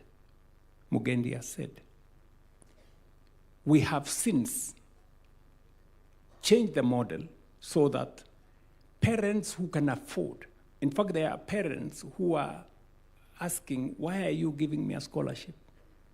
Or why are you giving me a loan? I want to pay for my child. And about 18,000 parents paid. They didn't, because we changed the model so that every student has to apply. In the past, the scholarships and loans were given without anybody applying. We just decided to give to every student. And that is why we were spreading resources across too many students, and therefore, that's how universities ended up in trouble. So there are parents now who don't see the value of applying. They want to pay for their, and that is how resources have also increased in the universities. Number two, there were, as Professor Mugendi has said, 23 universities that were technically insolvent. They couldn't pay lecturers, they couldn't pay suppliers, they couldn't pay statutory payments, NHIF, NSSF, and all that. And these are real cases. You know, for example, Egerton University in this very county was paying half salary to their lecturers, you know, because the thing was just not working. Today, that has changed. I was, for example, at Cooperative College. You remember we were. And I asked the Vice Chancellor, and I told him, please tell me what has changed. And Professor, I think it's called Kamau or somebody. Professor Kamau told me, Mr. President, I can now pay my salaries. I can now pay my suppliers. And I can also pay taxes. Because the model has brought in more resources from government and more resources from parents. So we just have to be realistic with ourselves. The parents who can afford to pay, we give them a chance to pay. The parents who cannot afford to pay, we assess them. That's why the means testing instrument, so that the parents who need more scholarship, we give them more scholarship. The kids who need more loan, we give them more loan. But I agree with you that we haven't quite solved the problem. The gap still exists. And that is why you heard me say earlier that because there still exists a gap, we've solved half the problem. In fact, the model is not what we did in 2023. We have since reviewed it in 2024. We have reviewed it in 2025. We've even brought in students from universities to come and sit down with other stakeholders to look at the model. And we've even picked suggestions from students that maybe this would be better than the other. And we brought them on board. And we've made this, not us versus them. We've made it a collaboration. And that's why I like even this meeting. It's about us talking together. So there is still room. And that is why I said when I spoke here that I have instructed this good man, Monari, and my team to sit down because the requirement is still heavy. And maybe the budget alone cannot solve it. And that's why I'm looking at what other ways are we designing to make sure that we can fund education fully, we can fund help fully, and we can fund all the scholarships fully and all the loans fully. It is also the reason why I persuaded this country that let us have a national infrastructure fund, because there are items today in our budget that can be funded differently. They do not need resources from the budget. There are items that really should sit in our budget, and these are the social aspects, education, health, so that you will see in our next budget, because now we have the National Infrastructure Fund, we're going to enhance resources going to health, and we're going to enhance resources going to education, because some of the items that were occupying that space in the budget, we will now move them into the PPP framework, the National Infrastructure Fund, and that kind of thing. So you're right, there are still gaps, but we have gone halfway, done with the problem halfway. We still have some homework to do, and we are working on it. Report itamalizika lini Monari?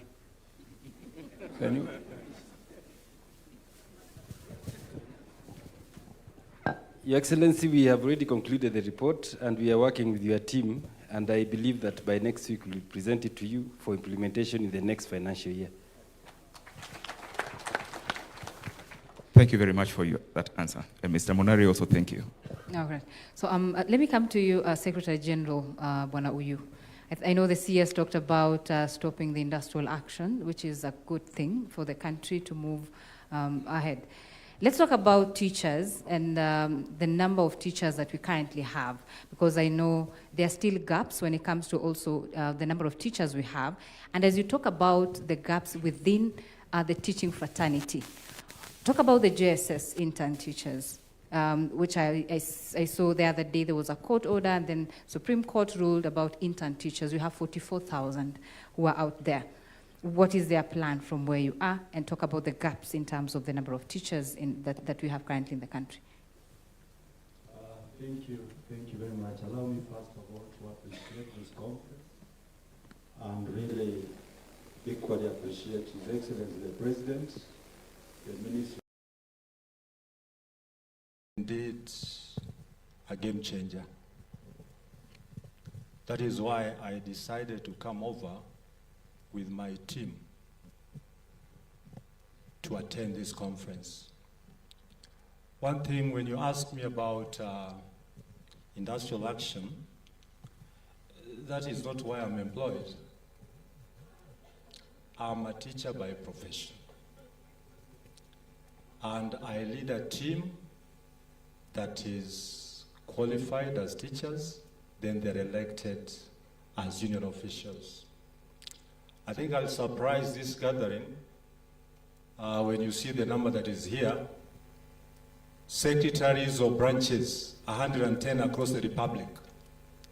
My National Executive Council and National Steering. Before I answer that question, can you be upstanding so that look at the team. They're all there. So thank you. Now the issue of employment of teachers and maybe staffing in this country. His Excellency did explain, and I want to repeat. The Education Charter, Kenya Kwanza, emphasized in this sector employment of more teachers. And we are proud to announce here, and I would really stop any other person who says that the government is speaking to itself. I want to speak on behalf of the government because these are our teachers. We have over 100,000 teachers employed between 2022 to date. That's a big plus.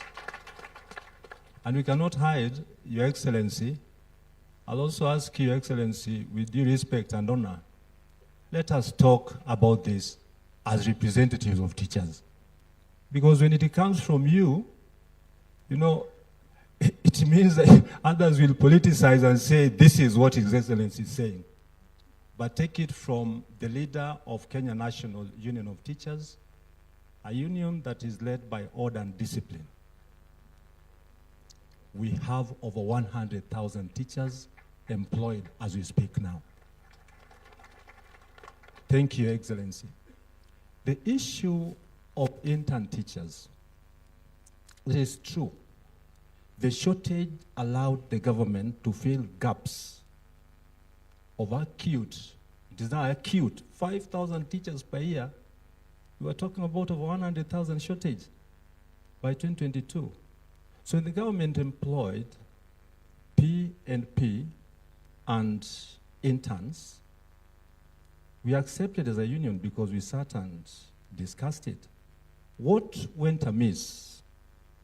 And we hold on Teacher Service Commission to explain this to us.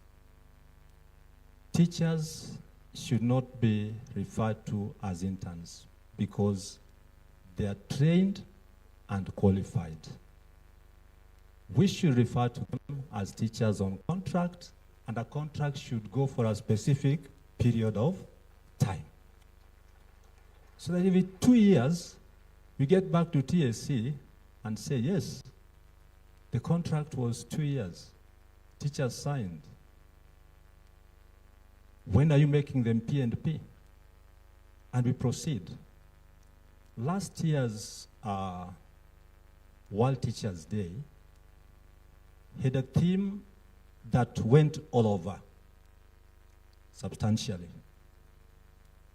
Recasting teaching as a collaborative profession. So on issues that we raise, we need not make a lot of noise, but sit with the employer and have this issue solved. And I want to put it across here to all of us. There's a big difference between activism and unionism. Activism thrives on noise, demonstrations, without even going through the structures that are there. Kenya National Union of Teachers depends on structures, and these structures must be followed before we proceed to industrial action. So right now, we visited Teacher Service Commission so that we can agree on when these teachers can be employed on a P and a P. They have to give us reasons why they're still outside, because some will be, intertwined with issues of finance and so on and so forth. But our target, our focus, is to have all teachers in this republic employed on permanent and pensionable terms. But we must see it. Trade unionism of the 21st century is different. I'm a representative of Education International, African Region Zone 5. I represent 7 countries. And we are trained on how to approach issues with government and establishments, so that my position as a Secretary General must be respected by and large. When I make a statement, it is on behalf of those I represent. If you ask them here, none of them will even make a statement before I speak.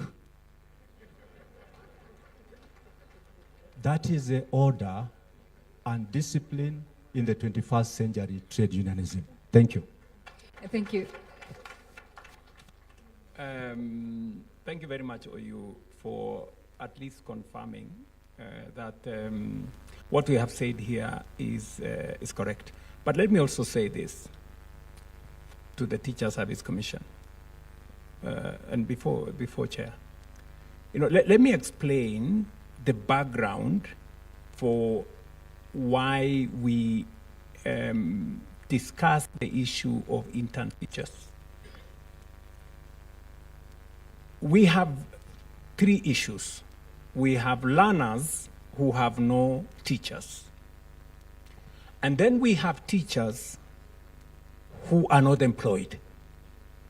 And then we have limited resources. What do we do? So we said, let us have a compromise. Let us employ teachers on contract. I think we are going to correct it. We will not. We have no problem saying. We thought interns was a good word, but if Nat and the teachers union want us to say contract, we will call it contract. We employ teachers on contract for 2 years with a commitment, firm commitment, that after the 2 years contract, they will transition without any other interview or whatever. They will transition automatically to permanent and pensionable. That is the commitment that I made. That is what I bargained for. Because that way, we solve all the 3 problems in one. Number 1, we make sure that all our children in school have a teacher. We also make sure that many of our teachers who are tamarking have a job. And the limited resources we have as a government also can pay them. And I want to thank the teaching fraternity. I think there was a big debate before. There was a lot of pushback before. But we have to be realistic about where we are. This is our country. It's not fair to increase taxes. We're already spending 28% of our budget on education. To push it any further would be a bit more difficult and crowd out other necessities and priorities as well. So that is how we ended up with intern teachers. But I want to ask the TSC. I hope there are no teachers that have served more than 2 years as interns, because that is not what I bargained for. Any teacher can only serve for 2 years on contract, after which they transition automatically. Is that the case, Bwana Chairman? Yes, sir. They only work for 2 years, and we convert them to permanent and pensionable terms automatically without any further interview. That is the bargain we had for, because we understood, and we understand this. I get messages on my phone from from intern teachers. They are on my case. Mr. President, when are you going to confirm us? Sometimes they do it in a code. I could see this is a plan. You know, they bombard my phone, you know, harass me and do all those things.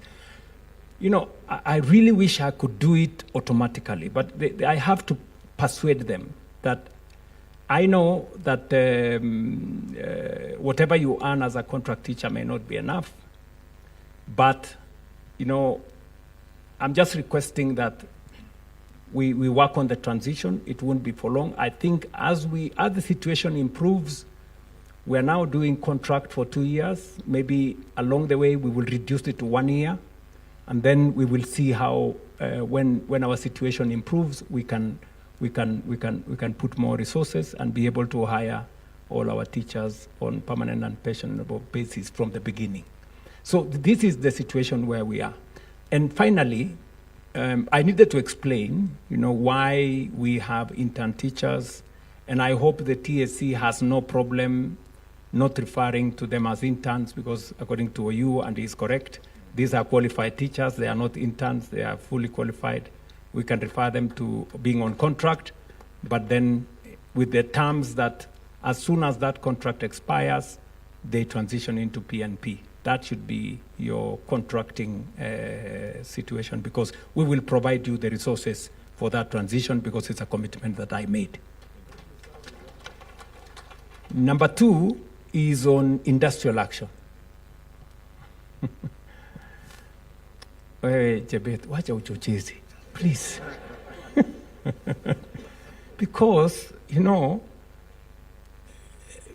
this space has been filled with, you know, maandamanos, people with sufurias on their heads, and all manner of things. And sometimes, you know, teachers, they don't do it out of the fact that they like to do it, because they are also parents. You know, no parent wants to go roaming in the streets with sufurias. You know, because you have all children, we all have children. But they do it, of course, as a last resort. But we decided, and I gave very firm and clear instructions to the ministry, that let us confront the collective bargaining agreements. Let us negotiate ahead of industrial action. And we have done it in health. We have done it in education. That is why there has not been a serious strike in the last 3 years. Not because they didn't want to go on strike, but we decided that let's engage them. And there were people who were accusing the teachers' unions, oh, why have you signed the collective bargaining agreement? But that's the basis of the engagement between teachers and government. Once we honor their collective bargaining agreement, they have no reason to engage in industrial action. And my commitment to the teaching fraternity and to all the other spaces is that we will go ahead of time. We have, for example, we had a problem with the doctors. We decided to pay them whatever previous governments had committed to. You know, I didn't say it's not my place to do it. We decided to pay whatever it was. I'm sure we spent close to 3.7 billion shillings to pay what was the backlog. And the teacher unions were also very understanding. They allowed us to pay it in phases and that kind of thing. So I really want to persuade us that instead of confrontation, in a meeting like this, we can find greater collaboration and we can find greater understanding. And that way, we don't make the business of teaching difficult, we don't affect our learners, and we don't put teachers also at a point where they have to go to the streets instead of being in classrooms. So I think this is what I just wanted to say. Thank you, Excellency. I started by saying it's a good thing for all of us. Thank you so much for that. And let me just bring in Reverend Gatu. And you're representing chaplains in our institutions, which we know that they play a critical role in bringing up our children in schools. Maybe just talk about the issues also that you raised earlier on the chaplainship in our institutions and a token, as you call it. And I want to say that I represent both the chaplains. The chaplains are coming from the sponsors, the religious sponsors across board, across all the faiths. They come in to support our education delivery. We have been in the education sector. We have invested a lot, even in infrastructure in the past. And we continue to be ready to continue investing, especially in supporting moral and spiritual formation, which is one of the goals of our education. And we have hundreds and I think now in thousands of chaplains in many schools across the country. And the education policy talks about these chaplains should be supplied to the schools at the expense of the sponsor. I think it's only in basic education specifically where the government is not allowed by law to support chaplains. Because in all other sectors, universities, wherever else, the money that may be spent, for example, in basic education to do moral and formation is, as you have seen in the past recent issue, is called an illegal allocation. Because there's no other way. Because the Act says the government shouldn't pay. So as chaplains, we've been talking about this, and we are ready to continue collaborating, and we do, not only in terms of the government paying, but also having a conversation, because I believe it is, as a sponsor, the sponsors can do something, but also that collaboration should be allowed by law. We continue to be happy with the competence-based education. As chaplains, we had a meeting recently, and we evaluated the situation. When people get stressed, when people don't have jobs, when people have failed exams, they come to us for counseling.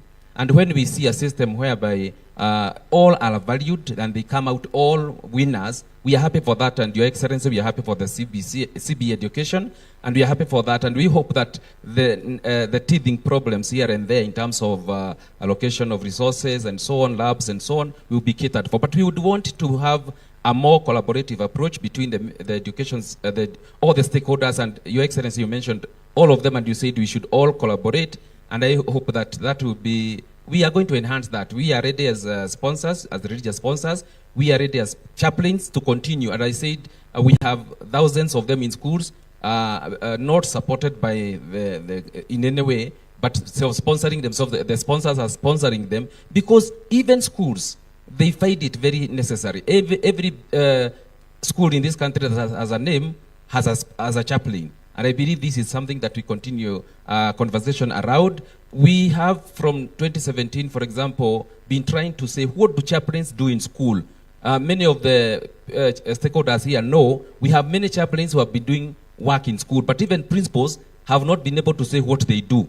In 2017, the Minister of Education came up and said we want to do guidelines on just guiding chaplains what they do. Your Excellency, since that time, nobody wants to finish that process. We've been trying to move, and nobody wants to have it completed. I believe that's a very basic guideline, just to tell the chaplains, now that you are in schools, what are you supposed to do? And we sit down together, the minister and all, and ask ourselves, what are they supposed to do? I would encourage that we be collaborative. The religious sponsors are ready to support the system of education. The task forces that have been there, we have had the religious representation. We have given very good input, including the recent presidential task force. And the government at the higher level has been listening to the religious community and inputting a lot of input. And I believe that we can do more collaboration. And I hope I've answered the question that you asked. Yes, you did. You did. Thank you so much. Let me just bring in Waziri on the issue of textbooks in grade 10, which I know the latest data shows that 11 million books have been distributed. Do we have data that shows specific subjects in schools? Because there are few principals who are saying they are yet to receive enough, because you find 5 to 6 learners are sharing a book. So is it the difference when it comes to, others actually are saying, is it the principals who took so many students beyond their capacity? So talk to us about that shortage of textbooks, and if there is a database where you can say English, this number of students in this country are needing these books. Thank you, and the CEO for KICD is here. He'll be able to give more details on it. But as you know, when grade 10 transitioned, grade 9 transitioned to grade 10, a number of students requested for transfers from one school to another. So during that time, the data that was being used was the data that had been previously presented to KICD for the distribution of the textbooks, so that the ratio of 1-to-1 per subject was to be met. Now, because of that movement, the KICD did a circular or a request to all the principals to do another return to indicate, yes, last year we had put in a requisition, for example, for 600 books. Now we have 620. So that then KICD could then do the rationalization of that process and redistribute the books to the various institutions. Some who had more were asked to return those books, and those who wouldn't have were requested to give in the information so that they can get. But easier, I can answer that question more appropriately.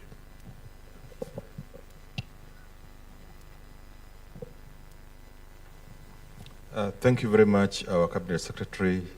Maximum respects, Your Excellency. In addition to what the Cabinet Secretary has said, we have now got responses from the principals on the actual numbers of learners taking actual subjects. But as we talk today, we have to verify those numbers through our sub-county directors of education so that we are sure that the numbers the principals are giving us are the exact numbers of learners, because we don't want it to run into the problems that took place before verification. We have given that process 1 week, and after that 1 week, we should be able to tell the publishers, now these students in these schools have this shortage, and they'll get back the books before the end of this month. Thank you. Thank you very much. Maybe just so that I can assist from where I sit. You see, this data thing is actually at the heart of solving many of our problems. And it is the reason why we shouldn't be waiting for a teacher to send us returns. If we digitize this data, we can authoritatively know how many students are in school X. And we just send the correct number of books to that school. That is why this digitization is very important. We've traveled a journey, a long journey to getting it where we've gotten it. I'm very happy that Ogamba here tells me now they are ready for the rollout. You said on 10th, 15th. It'll be the first time we on board, we go live, and then that is with the secondary, and then 2 weeks later we go live with the primary, and make sure that we have all this data so that KICD will authoritatively send books, the correct number, to every school, because we will have their data onboarded on a digital platform. Number two,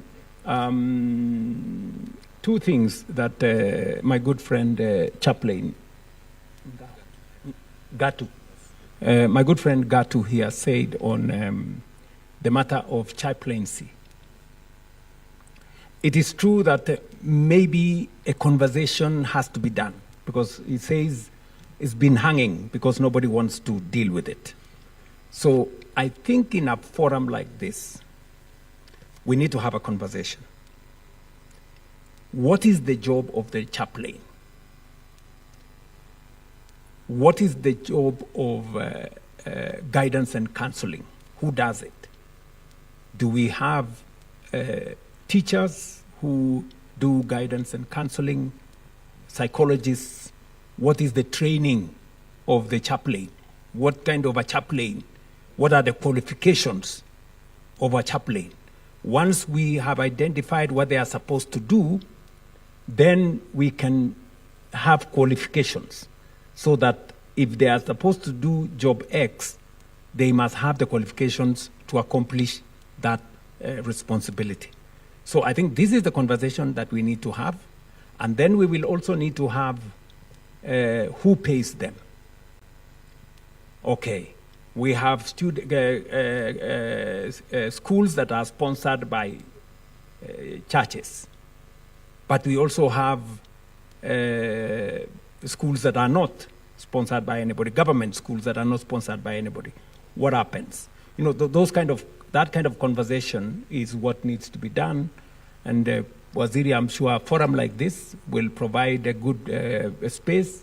We can have suggestions, it can be refined, and then it can be approved. And then as government, we can pick them up, take them to Parliament, we create a policy, and then subsequently we generate either regulations or a piece of legislation to guide that process. And finally, to the conversation, I just wanted to bring to the, to buttress what I said about being frontal with engagement. There was a problem with SHA, with teachers, about a month ago, when there was a problem of co-pay, you know. It came to us as because we were trying to protect teachers' money not to be eaten by some of the hospitals that we know. Then some people went overboard. But I'm very happy the minister came with his team, the teachers' unions came with their teams, they sat down, and they agreed and sorted out the problem. Now we have clarity on what is going to happen. And I want to say, when I engage teachers, the scheme that they had before was actually working against teachers, because they had access to only 900 hospitals. Today, they have access to 9,000 hospitals across the country. Their scheme was good on paper, but was not good in practice. So we have now changed that, and I want to confirm to the teaching fraternity that we are going to make your terms better. Because why? Look, we were paying an average of 24 billion shillings every year for the private insurance. Under SHA, we're going to be spending between 15 and 16 billion. We are saving close to 7 billion shillings every year. Just imagine. Money that was being shared by characters in this town. And they are the ones who are sponsoring all manner of things. Headline this today, they put another headline tomorrow, they put another story, social media, blah, blah, blah. You know, because they have lost, you know, the gravy train. We've stopped the gravy train. But, and that is why when you see all these screaming headlines, oh, SHA is not working, I don't know, the teachers have rejected SHA, I don't know, blah, blah, blah. And you see them in the headline. When you go to read the story inside, there is nothing. It is because it's sponsored, you know, because they want a crisis so that they take us back where they were making 7 billion shillings every year. I want to promise you that will not happen anymore. Not under my administration. Not when I don't know where the right thing is. We will stop them. They have eaten enough. So we are going to work with these teachers. Instead of us paying those characters more money, we better improve the terms of to the teachers, because they work for it. Thank you so much, Your Excellency, and thank you, our esteemed panelists. We really appreciate your input this day. I will just want to give each and every one of us to give our closing remarks. We will end with the President, so we start from Reverend. Give us your last remarks, kindly. As religious sponsors of the churches and chaplains, we are happy to continue collaborating, especially to making the CBE work, based on what I said earlier, that CBE emphasizes on valuing a person for who they are and excluding the discrimination in terms of access and in terms of creating competencies, and also giving our children and the citizens a destiny. So we are ready to continue collaborating and working together And we hope, as I said, that we shall continue collaborating and having more conversations. Thank you very much. Thank you, Reverend. Thank you very much. I also want to emphasize the fact that education is the greatest equalizer, where the poor man's son, daughter, the rich man's son, daughter meet together in university and get qualifications where they all work together as equals. I also want to say here that we really appreciate the recommendations of the Presidential Working Party on education reforms, which of course is the basis of the discussions here on success and maybe progress that we've made so far. We should at all times be very cautious in disrupting education.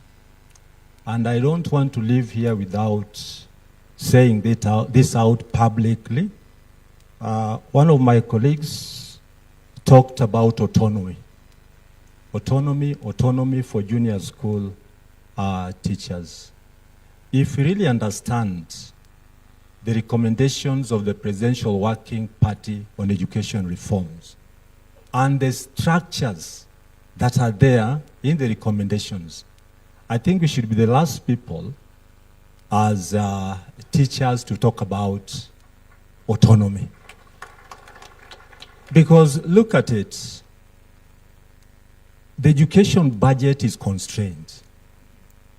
Then you want to introduce another school again within another institution. Because the clamor here is about leadership for grade 7, 8, and 9. And let us all listen to this. When our young teachers claim that heads of those institutions are not qualified to lead them, the qualification here they're referring to is the degree that maybe they have as young men and women.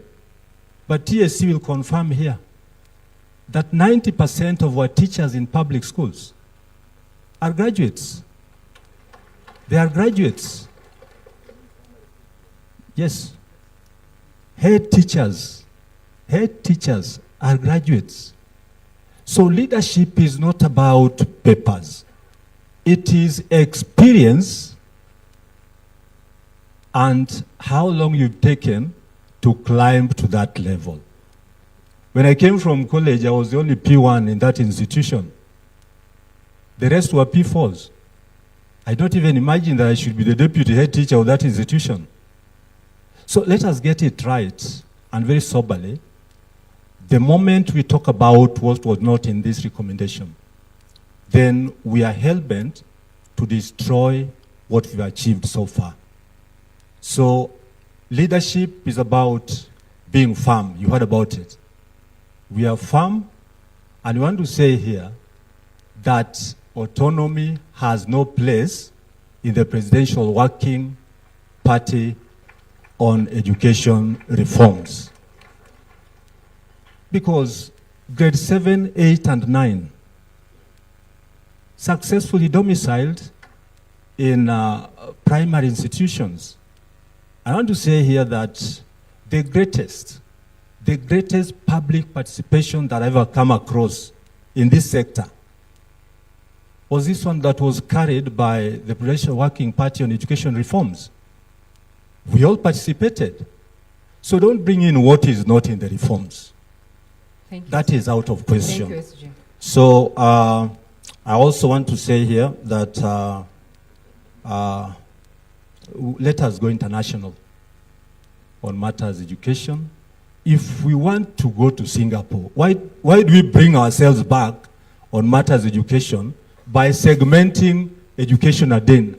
I want to believe that one time, grade ECD, grade 1, grade 9 to grade 12 will be in one institution. And parents will tell you how they've achieved on matters transition to grade 7, 8, and 9 in expenditure.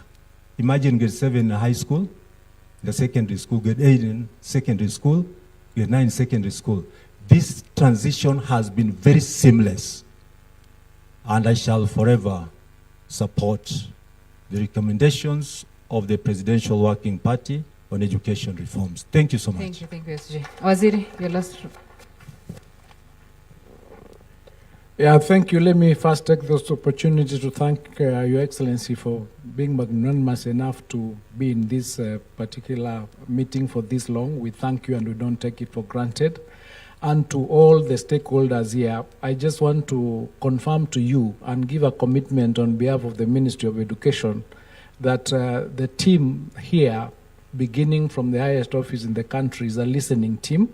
We will receive your recommendations, we'll receive your proposals, we'll discuss, we'll debate, and we'll come up with the best possible solution to the problems or challenges that face our sector, because we are all participants in it, we are all stakeholders in it. So let's continue engaging, let's continue solving the problems. The problems will not stop, but what is important is the capacity to face those problems, face those challenges at the first instance, and get a solution for them for our system to move forward. So thank you for agreeing to be here, for participating. Participate, as I said, authentically, be honest in your deliberations, be open so that we can get the best possible solution. But thank you, and thank you for all the support that you continue giving us in the ministry. Asante sana. For me, I also want to thank His Excellency for the support we have continued to receive from this current government in our institutions of higher learning, the universities. And I really say that the student-centered funding model, as I said, is a very good model for all of us. And indeed, it's working. But as was pointed out, we still have some challenges, especially the funding gap that was pointed out, and the government is addressing that together with ourselves to see then how best we are able to get over that. And therefore, I would want to say that we'll continue to work together to be able to make this really work, because that's why we are in this. Thank you very much. Thank you so much, Your Excellency. And again, I appreciate your time. Give us your last remarks. Thank you very much. Let me join the good people who have talked here by thanking everybody. I know that a forum like this brings people from different facets, with different ideas, with different experiences, and that is the hybriding of ideas that we need for us to come up with what is not just good, but what is the best. Number two, this is a forum for us to listen to one another. Without, creating a political storm. It's for people to share ideas with decorum in a place where we all can listen to one another. And as Julius has said, we are ready, we are willing to listen. And that is why we have, when we had issues with funding model, we sat down, we brought stakeholders back again, we listened, and we crafted a compromise position that helps us, all of us, move forward. It's the same with all the other outstanding issues that will be canvassed here. I'm going to give you 2 assignments, but before I do that, I know OU has said about the subject of autonomy, which is a debate with the JSS teachers and all the other people. I am sure you will have a conversation, and if the issue is qualifications, that we want the school to be led by a graduate. I think already 90% of the people who are leading schools as are graduates. So I think that's a conversation that can be done without too much friction and create understanding. But let me say the following. I agree, and I am very proud of the outcome of the Presidential Working Party. I think we had 20,000 representations. Those are very comprehensive public participation exercise. And it took time. I even had to increase the time. I think we went all the way to about 8 months of consultations around the country. But let me say the following. I have had two experiences. Lenana School in Nairobi. I went to Lenana School and asked the school, because you have a whole 200 acres, that quite a bit of it is bush, please let us build a primary school. Because the community around Lenana School did not have a school.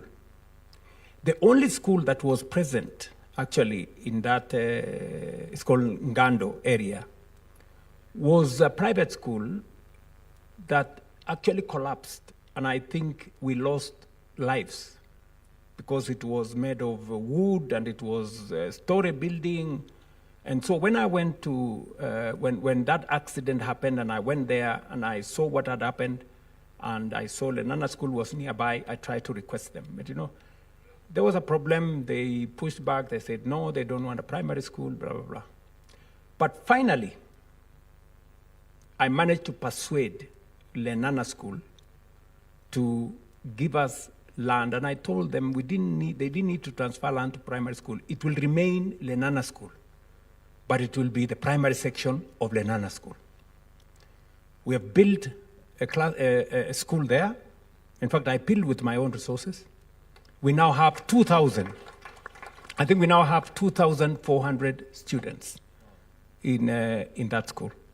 The community there, which is not an upmarket community, now have a place for their children to go. That's one experience. Then there is my old school, Kapsabet Boys High School, where I did my A-levels. Kapsabet decided to do the opposite. They didn't wait for anybody to tell them to do a primary school. They actually built a primary school. And today, Kapsabet Boys High School starts from ECD. And it is one school. One school. And I was going to sponsor the principal of Lenana School to go and see what's happening in Kapsabet. For them to understand that you can actually have a school that starts from ECD all the way to secondary school, to senior school. And there is absolutely no issue. And it is managed and run as one school. This is something that maybe can be a subject of conversation, especially in schools that have land. For example, Nairobi School. I don't see why Nairobi School, and I am building some dormitory and classrooms in Nairobi School. And yet the community around Nairobi School, they don't have a primary school. I think some of these institutions need to consider,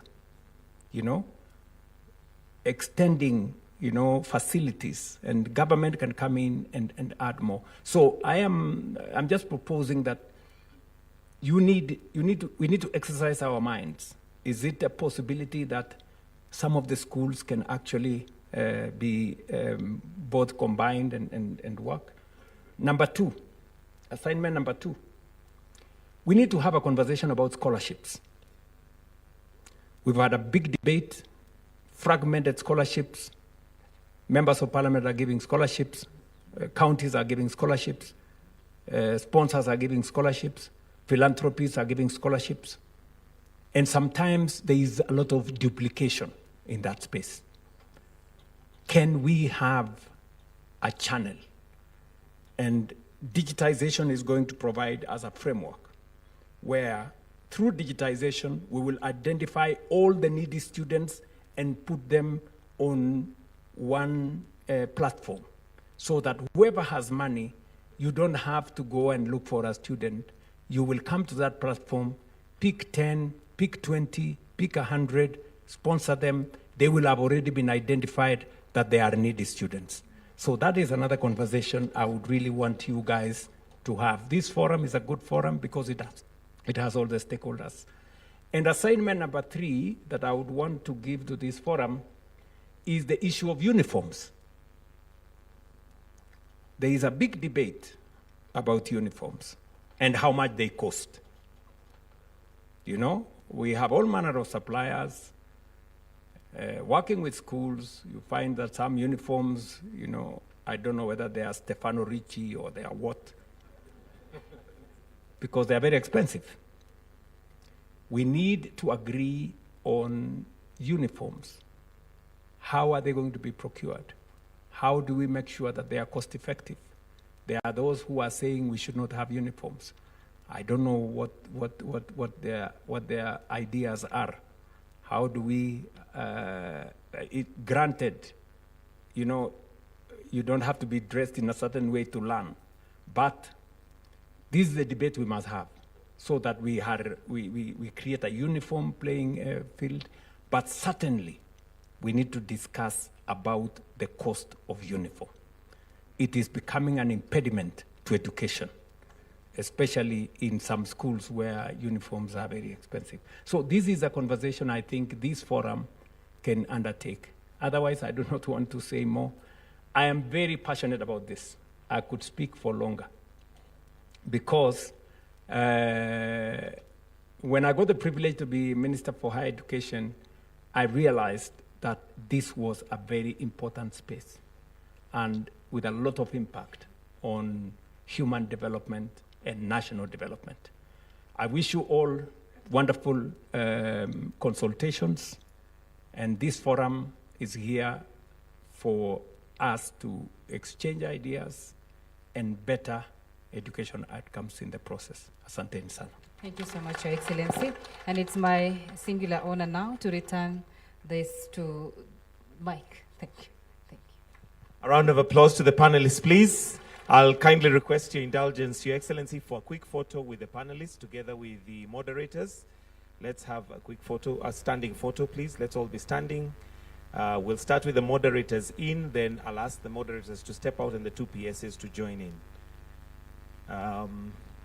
For the photo to look good, I'm told the chairs need to move out, so allow us to do that.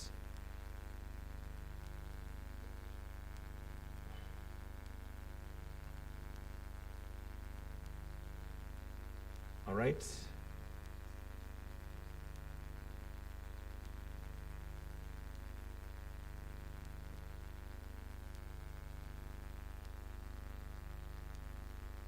Then let me ask the PSs to come in, please. PSs present.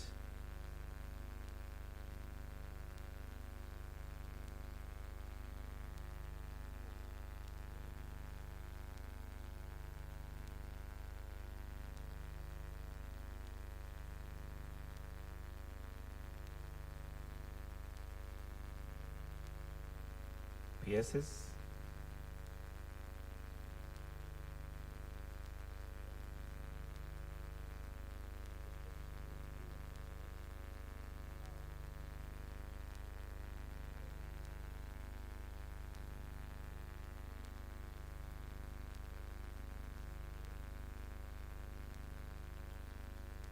All right, Chair, and we can join in kindly. Then after that, we'll all exit stage as we wind up with the national anthem.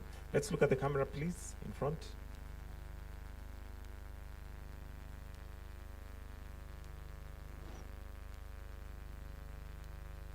All right.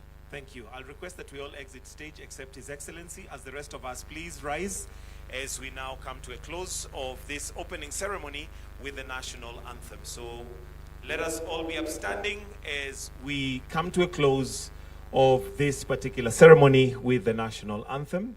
Just hold.